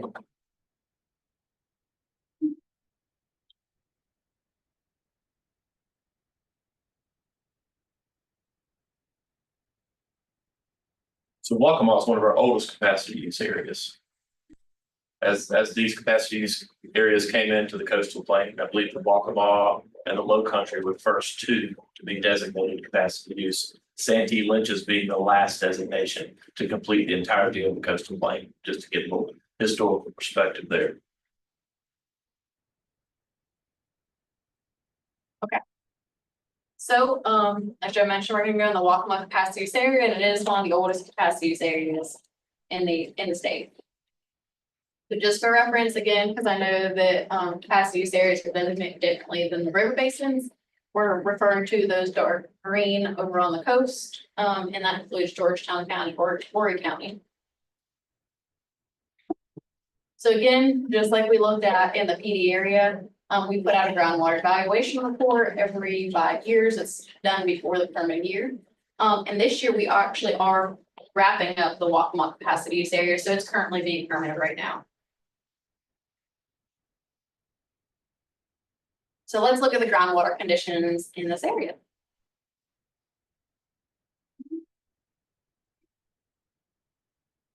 View doesn't freeze. Okay. So, again, we can't really see that map, us in the room, but we can see it, online. So of the 3 monitoring wells and special aquifer, we have one that was chosen to be included in this, presentation today because of the longest record with 9 years of water level data. There's only one monitoring well in the Waccamaw area in the Gordon Aquifer. Majority of the monitoring wells in this area are screened in the Crouch Branch Aquifer. There's only one in the McQueen Branch. And there are currently no monitoring wells screened in the Crouch or the Charleston Aquifer in the Waccamaw. So we'll start with the superficial aquifer. Water level remains stable overall, but the data indicates that water level declines in the spring and summer months and fall and winter. And obviously, because it's superficial aquifer, we're going to see that trend that's highly influenced by the rain we get throughout the year, since it is just the closest aquifer to your surface water, so it's highly influenced. So because the recharge is there, the infiltration, we see that nice summer and winter rebound and recharge. So in Georgetown 381 has the longest record of 9 years. In the Gordon Aquifer, we have Georgetown 387. The Gordon Aquifer, which is only present below the southernmost portion of Georgetown County, and it's utilized the least in the Waccamaw area, providing less than 1% of all reported water use in 2022.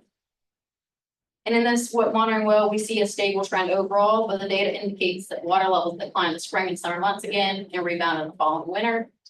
These declines again are because the recharge area toward aquifer extends through the southernmost part of Georgetown County, and this allows the water profile to reflect the local climate. So the Floridan aquifer system dendrometric maps, again, on the left, we have that pre-development, on the right, we have the current.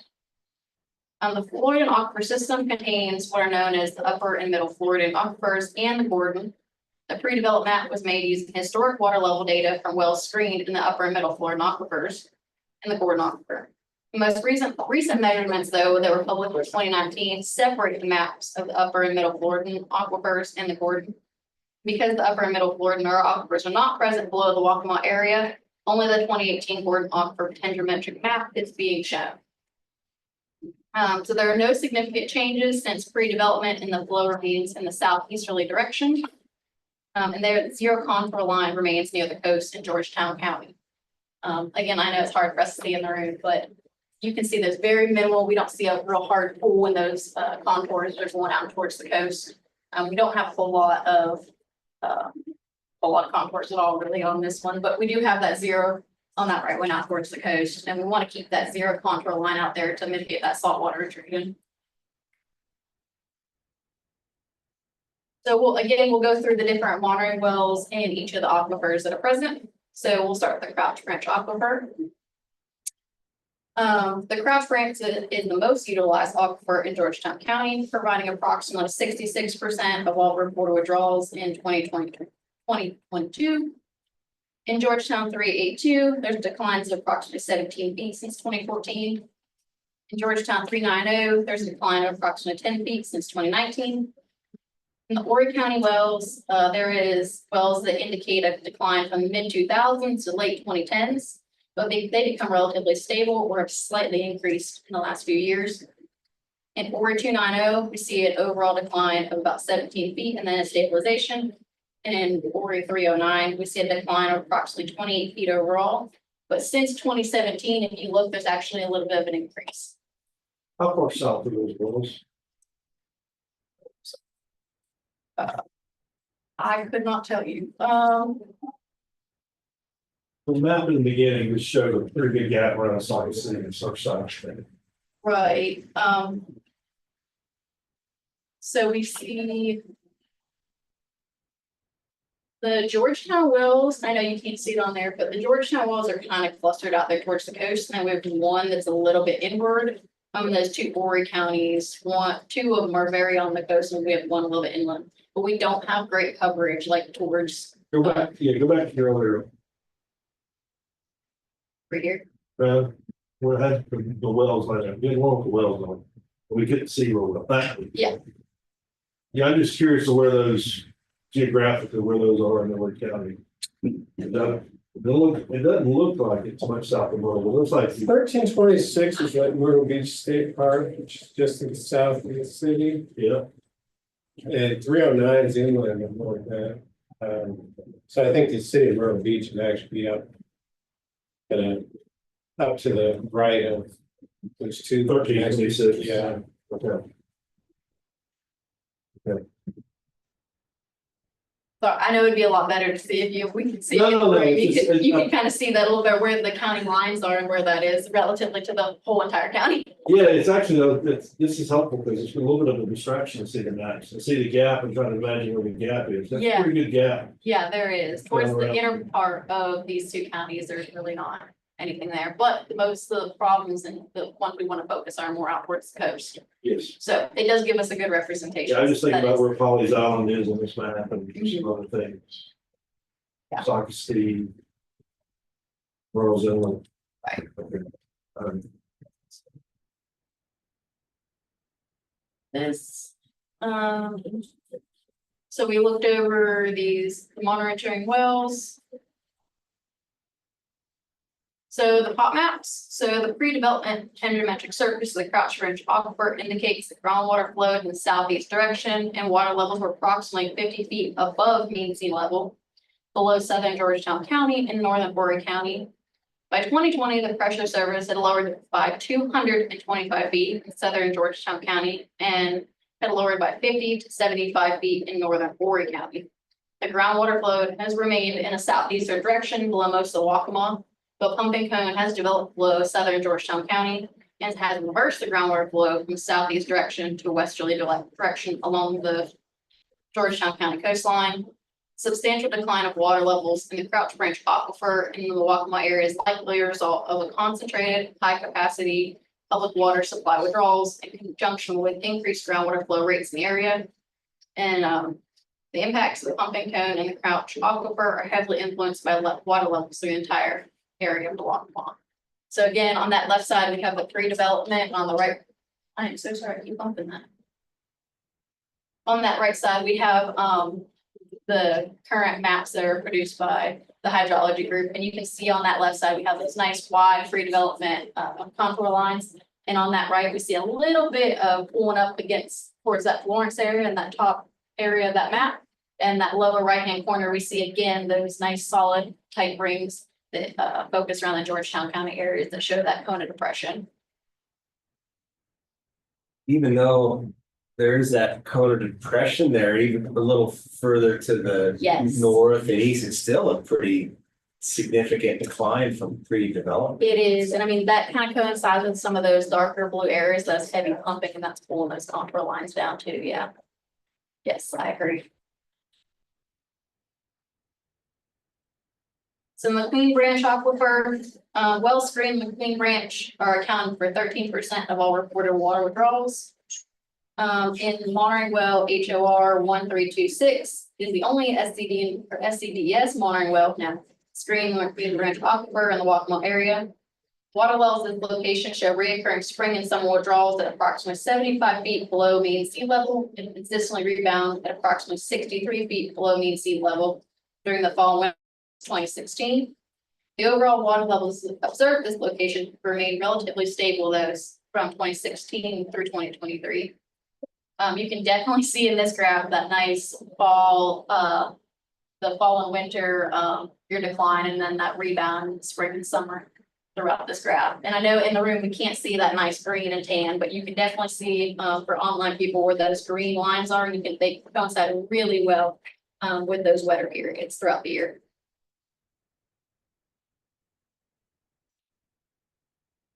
So in the mid-north aquifer, the pre-development map surface is the mid-north aquifer system, indicates groundwater flows in the easterly direction and water levels range from 75 feet above mean sea level below southern Georgetown County and approach mean sea level in eastern Horry County. By 2020, the pressure surface had lowered by 200 feet in southern Georgetown County and in southern Georgetown County and had lowered by 100 feet in southern Horry County. The groundwater flow shifted to a southeasterly direction below northern Georgetown and Horry counties. And due to the pumping cones developed between below southern Georgetown County. Again, the substantial decline in groundwater in this area is like the result of the high capacity of pumping and water supply wells that are and some are cross-drain the Crouch and Bean Branch aquifers. And then there's also a conjunction here of transmissivity that is very high in this area in aquifer. And these impacts of pumping cone in this area are heavily influenced by water levels throughout the entire Waccamaw surrounding areas.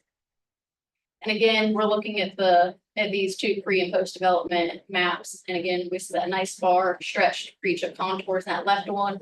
And again, we see that cone of depression towards the bottom left hand or bottom right hand corner of Georgetown County. This map, you can really see though that cone kind of up there by Florence as well, though. You see it much more in this potentiometric maps versus the Crouch Branch. You see that nice cone up there too. So is there no pumping from the mid-north up in Florence area? I don't see the blue up there. I would have to look into it. Or is this It's just probably not shown on this map. This is probably just the Waccamaw. That is what you're showing. It's fine. Right. Yeah, you're right. Yeah, you're right, because Florence is actually in the PD area, so it doesn't capture that nearly as well.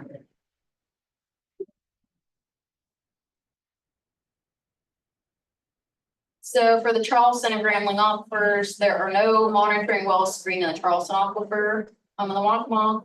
And then although the Gordon is present below the Waccamaw, there are no capacity use wells or monitoring wells screened in the Grambling aquifer. So that again brings us to recommendations for management.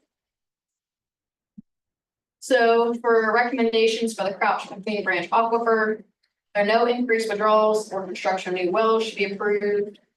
This should be reassessed in 5 years in 2029, at which time the hold on withdrawal rates increase should be reevaluated based on new water level information. New groundwater withdrawal permit applications and renewals with requested withdrawal rate, which propose to use the Crouch or Queen Branch aquifer should be diverted to superficial, Charleston, or Grambling aquifers in Georgetown and Horry counties as appropriate for proposed use. And increased use of aquifer storage and recovery and artificial recharge to aid in the recovery of the pumping cone below Georgetown County are recommended. And again, this is just for the Crouch and Queen Branch aquifers in the Waccamaw. So for the Waccamaw capacity use area overall, we encourage the use of surface water as a source for future water demands for further reduction of groundwater demands in the area of Georgetown County pumping cone. Aid in recovery and minimize the risk of saltwater intrusion and land subsidence. We're going to encourage the use of withdrawals to discontinue using and properly abandon wells off screen against multiple aquifers. We're going to work cooperatively with other agencies and within DES to continue in preparing potentiometric maps. And future maps should be based on data from individual aquifers to the greatest extent possible. We're going to work towards educating all Carolinians and best practices to use for water conservation. And then again, we're going to work in conjunction with local, state, and federal partners to expand the monitoring network with all the Waccamaw area wells. Identifying wells scheduled for abandonment may be incorporated in benefit all well network. And again, like I said, now that we're kind of one agency, it's going to probably be a little bit smoother and easier to identify some of those areas we have holes in data, and then maybe we can convert some of those wells into monitoring trails. Kind of fill in the gaps in the network.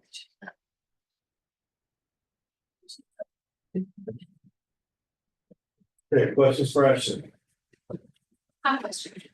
I'm trying to formulate it. A lot of my work has to do with writing and administering grants for cities and counties.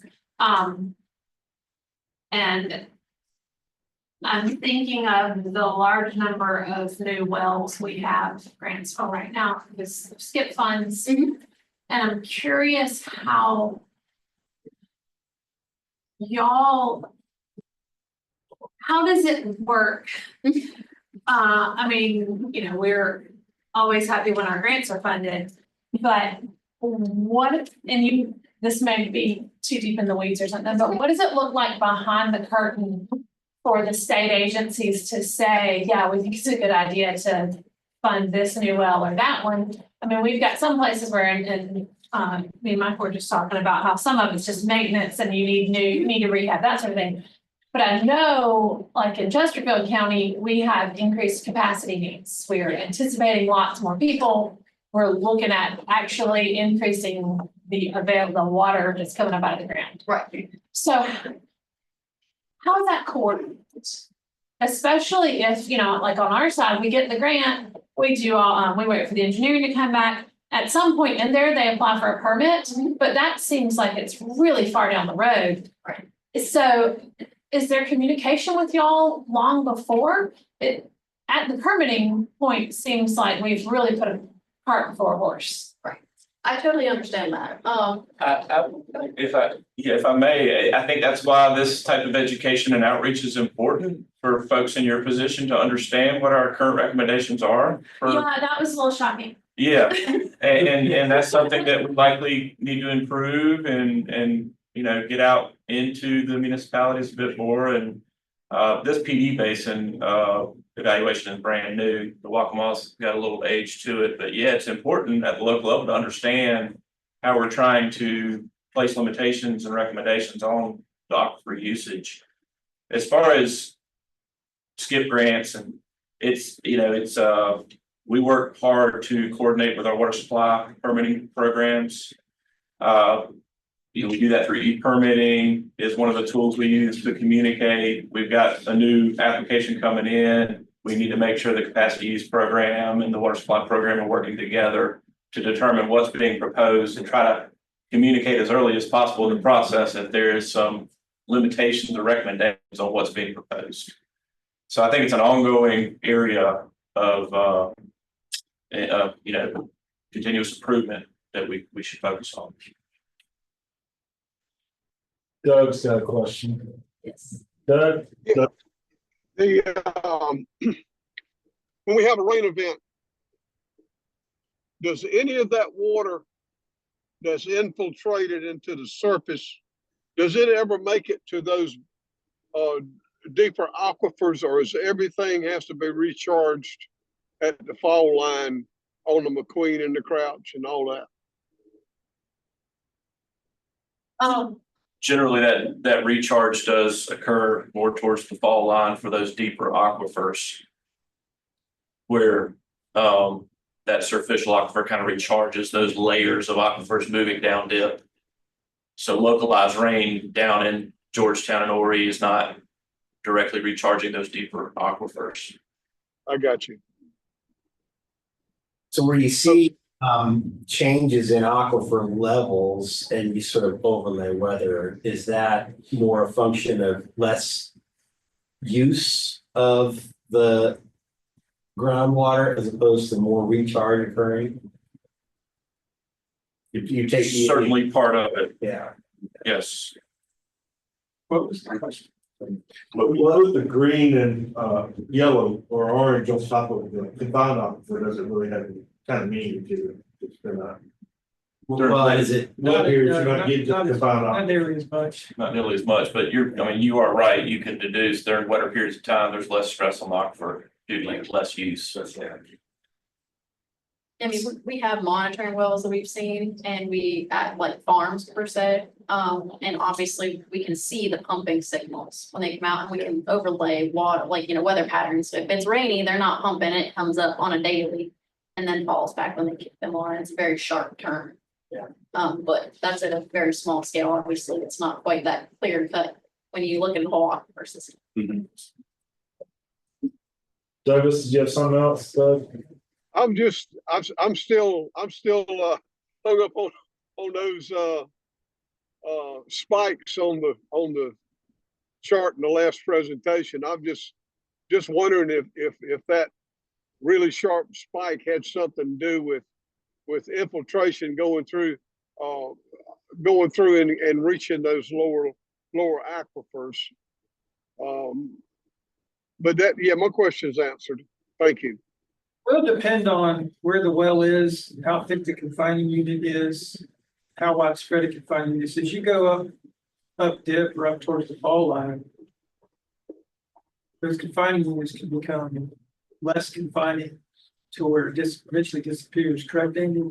So it kind of just depends on where that well is, how it's going to respond. I mean, groundwater is difficult to interpret.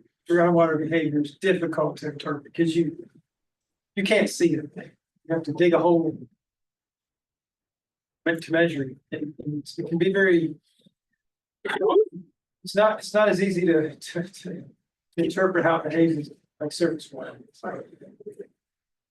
And kind of like Andy said too, some of that could be, we're looking at pressure surfaces a lot on the 10-dimensional map. So we're not looking just like a river where you just drop down and hit water. That's a pressure surface, not a true water level. Like if you stood on a bridge and measured where the water level was in a river. So, you know, we're not hitting a true water level, just a pressure surface of a water level within the aquifer. It depends how much pressure is sitting on that aquifer. Right. Any other questions? If not, thank you, Ashley. Very good. Thank you, Joe. Very good. Matt, I think we've got about 10 minutes. And we've got about 5 or so together, and then we're winding it up. So we're on schedule. Yeah. All right, yeah. Good deal. Okay, so I mentioned earlier that I would talk a little bit about chapter 10. It's been drafted, and this is kind of an important chapter. It really talks about what the RBC is going to do with everything that, you know, we've talked about, and how's the RBC going to move forward. And so as I indicated earlier, we're going to send this chapter out for your review and comment. And then when we get back together in October, I'd like to take a little bit of a deep dive into chapter 10. Maybe we'll figure out how to approach this, but maybe do some breakout groups and talk about different aspects of this chapter to get your feedback on how the final version of this should look and what the final implementation plan should be. So go ahead. Hang on, Mike. Yeah, we had this conversation last week in detail, but the plan requires us, or the guidance requires us to give a strategy with activities and budgets and responsibilities and those type of things, right? So we've done our best to develop this for y'all. Some of that you're gonna be able to get in the weeds, but in other ways, you don't know what the budget is, but you also don't know how to get a hydrodynamic model going in the coastal plain, or how do we interface with North Carolina, right? So come back, Matt and I had this back and forth going, we need your input on that. But yet we also know that you don't have the specific knowledge that others may have. Some of you may have more than others how to put those activities together. So we're trying to be compliant with the requirements of these activities and responsibilities, and we need your buy-in, but we also realize we won't ask you a question that you don't know how to answer either. You know what I'm saying? So that's a little bit of where Matt's trying to go with this. When we show it to you later this week, read it. And we want to discuss it in October, but we don't want to put undue pressure on you, but we do want your feedback. So, yeah. I can, yeah, no, that's totally fair. And I can see changes to this chapter based on your feedback. You know, the sort of bigger picture strategies all kind of came from your prior feedback during our meetings, but there are a lot of specific activities that either I came up with or I, you know, used other existing basin plans as a bit of a model, but some of this should be seen for the first time. So I can see at our next meeting having some good discussion around some elements here. So the chapter starts out with implementation objectives, and a lot of the activities, both in the short term and the long term, revolve around these 5 different objectives. And the first one is really sort of focusing on demand side strategies. So improving water use efficiency to conserve and sustain water supplies. The second objective then focuses on those supply side strategies. So we talked about those in our prioritization. Those show up in chapter 7, and the activities around those are sort of center on the prioritized actions that are in strategies in chapter 10. So in chapter 8, then we have several recommendations that focus on drought management. So that's the third objective. A lot of discussion about broadening technical understanding of water resource issues. We had a lot of good discussion today about data that goes into those, into that understanding. And so that's the fourth objective. And then the fifth is communicating the findings of the RBC and the conclusions of the plan to the broader public and to water stakeholders. The RBC is not a regulatory body, and it also doesn't implement projects itself. You need the cooperation of stakeholders across the basin to help implement this plan. And so this fifth objective really focuses on developing a communications plan to educate folks and to get that, establish those partnerships to help implement the plan. There's a priority for each of these. I've made some categorizations there to focus on demand, focus on supplies, maybe being the highest priorities. Also communicating the results of this plan as being another high priority. The other two are more medium. You may disagree with that, and if that's the case, let's talk about it in October. So I'll go down here to the next section. Then this is sort of the guts of the implementation plan.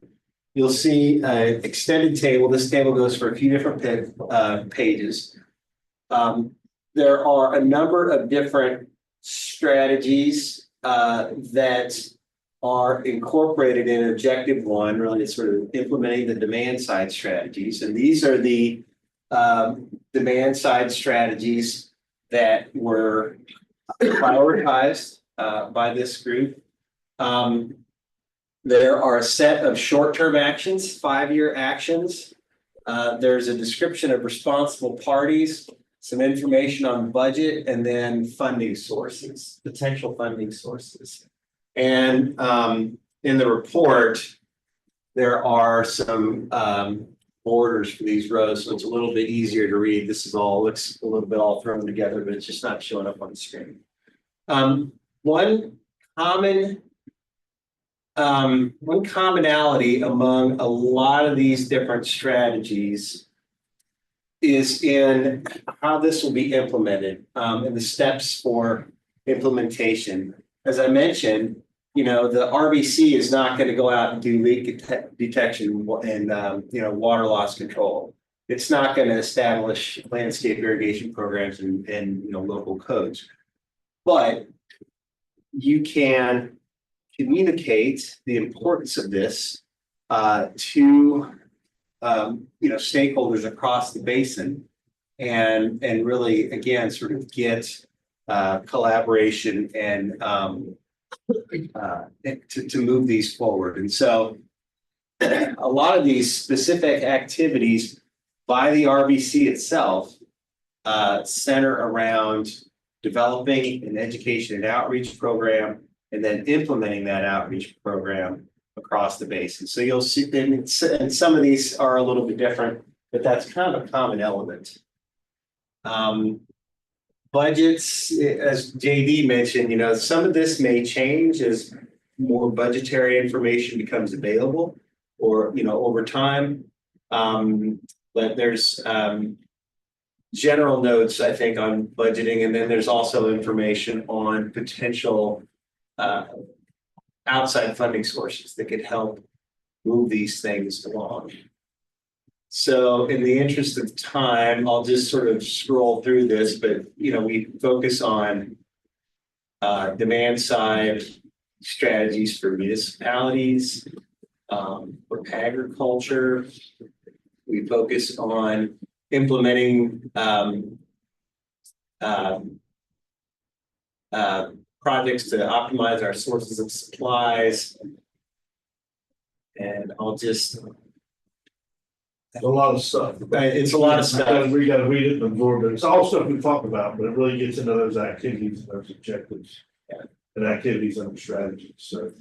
But you get, Again, this might be more granular than, in a way, you gotta do some of this to get a budget, and then you gotta have a budget to do some of this, so it is chicken and egg, as we all know, so. I These are mentioned, things that make sense, so yeah. I mentioned in that table above, there was information on funding opportunities. This section here talks about different funding opportunities and more information there. It's a bit of a reference. You'll see these funding source indices in the strategy table above, so you can cross-reference what is being discussed. Different USDA programs. If you know of other programs and you think that you think would be worthwhile to include here, I'd invite your input on that. There are implementation considerations. So, JD mentioned funding, stakeholder acceptance. I mean, you need to get the basin behind this plan. So that's another challenge that will need to be overcome. So as you're thinking about implementing this and thinking about different challenges, bring that information to the October meeting. Then long-term planning objectives. So that first table of activities focused on the next 5 years. Well, what about long-term? And there's a table that summarizes those long-term strategies in the context of each one of those objectives. And a lot of the activities that you've identified over time, strategies, those are things that not only apply to these next 5 years, but for the next 50 years. And so you'll see a lot of references to continuing with the short-term goals, but maybe in some cases, we want to monitor how successful these near-term activities have been. So think about that in terms of short-term versus long-term. This section here then talks a little bit about metrics that will be established to sort of monitor how successful the plan has been over the next 5 years. And so, for example, improving water use efficiency to conserve water resources. Maybe one metric is, are we seeing an overall reduction in GPCD? Are folks thinking about water strategies and implementing them? And perhaps that's done through a survey. That's part of the implementation steps. So these are the kinds of factors against which the plan will be conducted. So think about those as well, especially within the context of what the RBC itself can achieve. And then finally, there's some information on the process to get consensus from this group on the draft, which will be needed before the draft goes out to public review, and then to get your approval of it at the end. And this information would be filled out as that process moves forward. That's just an overview of chapter 10. Any questions about that? Yeah. I'm curious how the recommendations that were just for this part, how those line up with other basins, and how it seems to me it would make sense for a statewide initiative to have common objectives so that everybody's not trying to do different things. Yeah. How do ours stack up with the ones that exist right now? Yeah, that's a good question. And there are a lot of commonalities, and especially with the steps that I had identified.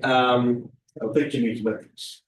So metrics more than. Well, just, I Or mean, just in and general? really, either one, it wouldn't make a lot of sense to me if everybody, you know, if we decided over here, we're gonna use blue ink pens and over there, they're gonna use paintbrushes and the whole state's trying to. Yeah, Yeah. I think the high level metrics will be very similar, to that, Okay. right? But when you get down into each basin, they're gonna have specific issues, like Rob doesn't have groundwater. Sure, so So not, we're gonna have different sub metrics within our metrics and within our delivery, but yeah, I think everything, and that'll be the job of later of the feedback level state Okay. plan to kind of bring it all back together into a consensus document, I guess, for state policy. But there are some differences, but a lot of, every plan focuses on water conservation. That's very important. And, conjunctive water use is another important factor. The education and outreach plan is something that each basin realizes they need to do. And that's kind of a major focus of their scope of implementation is kind of that outreach piece. So there's several elements that are common. Now, there's one other piece, he is mad at me about this, now sound like I'm the voice in the wilderness. But this governance thing is going to be a big thing if this council stays together, so I think y'all need to look at that, there's some language in here about governance. But at some point, if one of your objectives is to do a communication plan, for example, right? And Sunoco wants to give $50,000 to the effort, are they gonna write the check to DES, are they gonna write the check? You guys have all been part of these nonprofits and not-for-profits and public-private partnerships. How is that governance gonna work? Because if somebody wants to give money to the RBC to do part of one of these plans, do you have to set up a mini thing to receive that money and implement and make decisions, or does the RBC have its own ability to make decisions with money that may come from the state or not? And I'm not advocating any way, but I'm just saying, when you look at all those things up there and you're trying to get community involved, somebody may come forward and want to give resources to you. How do you bring those in to the model? And then how do you make decisions as a body about how to spend that money or do those studies if it's some kind of partnership like that? So I think there's language in there already. There's been some language in some of the other basin plans, but I don't think it's anticipated at that level. So y'all may have some, with y'all's experience with these other things, some input about how that should work. Could work.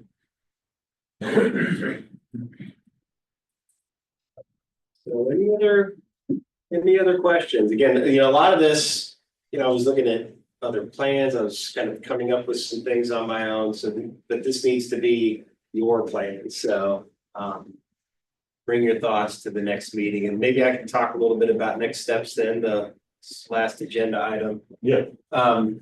So I mentioned we'll go through this in October, get your feedback. I'd like to also talk about, some of the assessment of groundwater conditions now in the future that will be the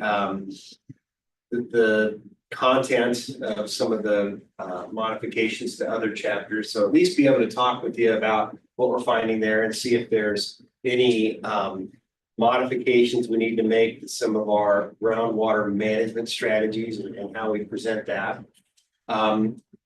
Then by November, by October, we'd also like to have all of our chapters done in draft form. There's a lot to do to get the groundwater piece fully incorporated, but our goal is to have all that done in October.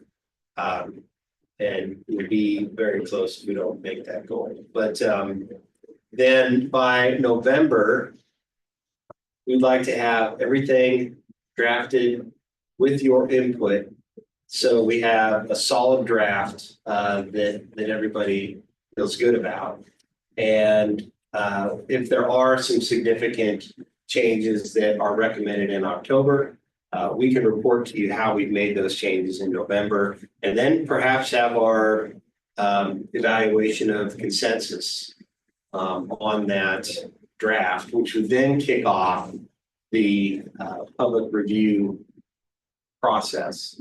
So perhaps that would be noticed then in early December. Well, ideally, that first vote is really aimed at working out our differences among our members before we go to that. Now, if we don't have any differences and we don't have anybody saying they can't live with it, right? Go back to the can't live with it, I'm sorry with, right?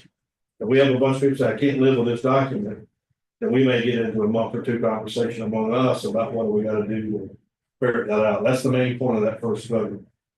But hearing none of that, we should be able to start the public review process if everybody's kind of feels good and can live with what we got. So it really is, that critical term will be November, and I would like November to be in person for that discussion, because that should be the final plan. Should be the final. Move to November meeting.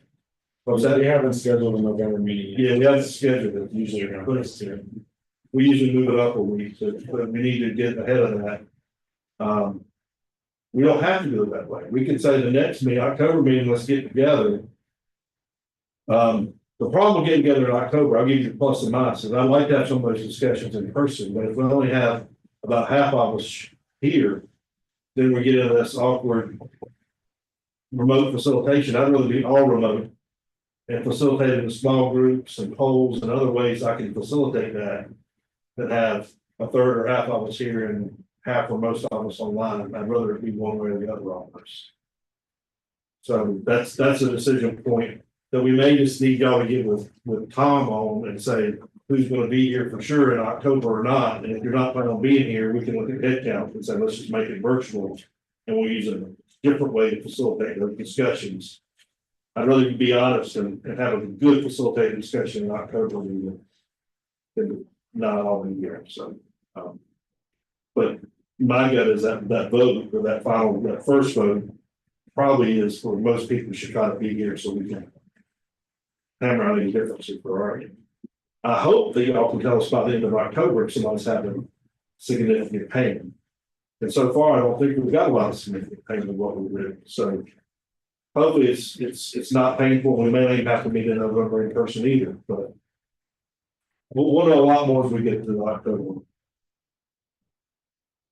So Now, what about the summaries? There's some summary documents that we said we were gonna do, but. Yes, good question. That is in process. That'll be a part of the draft. Yeah. We've been focusing on the actual chapters, but we talked about, I think I distributed an outline. We've made edits to that outline and folks are working through that. I think that's posted. I think the summary is posted on the SharePoint or whatever. In your framework. I don't remember if that's there or not. We get it up there. Yeah, I'll make a note to get that up there if it's not. As y'all know, you probably wait to get a little further along. There are several, the groundwater piece needs to be a little bit more cleaned up before we wait for something. I think they're drafting. Does that sound like a plan? Members online here, everybody shaking their head here, okay? That works out, that puts us not meeting probably in December, and then if we come back live, we'll prove something that's in January or maybe February, but it gets to be, there's not that many live meetings left, probably as we look.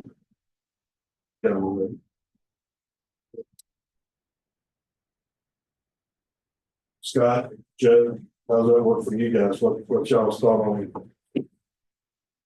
I don't know how we make it go any faster. I don't want to go much slower. Yeah, I mean, it seems like what you've laid out seems reasonable. What's on the agenda for October? It would just be these chapters review and any kind of breakout groups or feedback. And I'm probably being that I'm probably a little bit divided. I know you normally like to do it live. I get a sense from the energy that I'd probably like to do it online. Even if we do small group interviews or something, there's a number of ways we can do it. But we do need to get feedback from whole RBC because I got to take a vote on this thing in the next meeting. So.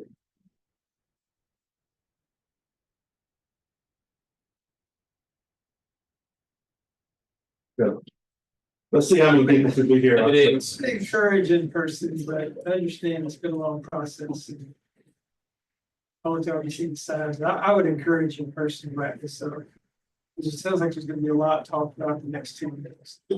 There is, but we gotta get the members. We're gonna have to do a double iteration to get everybody here, because right now, I mean, we got live 2, 4, 6, 7.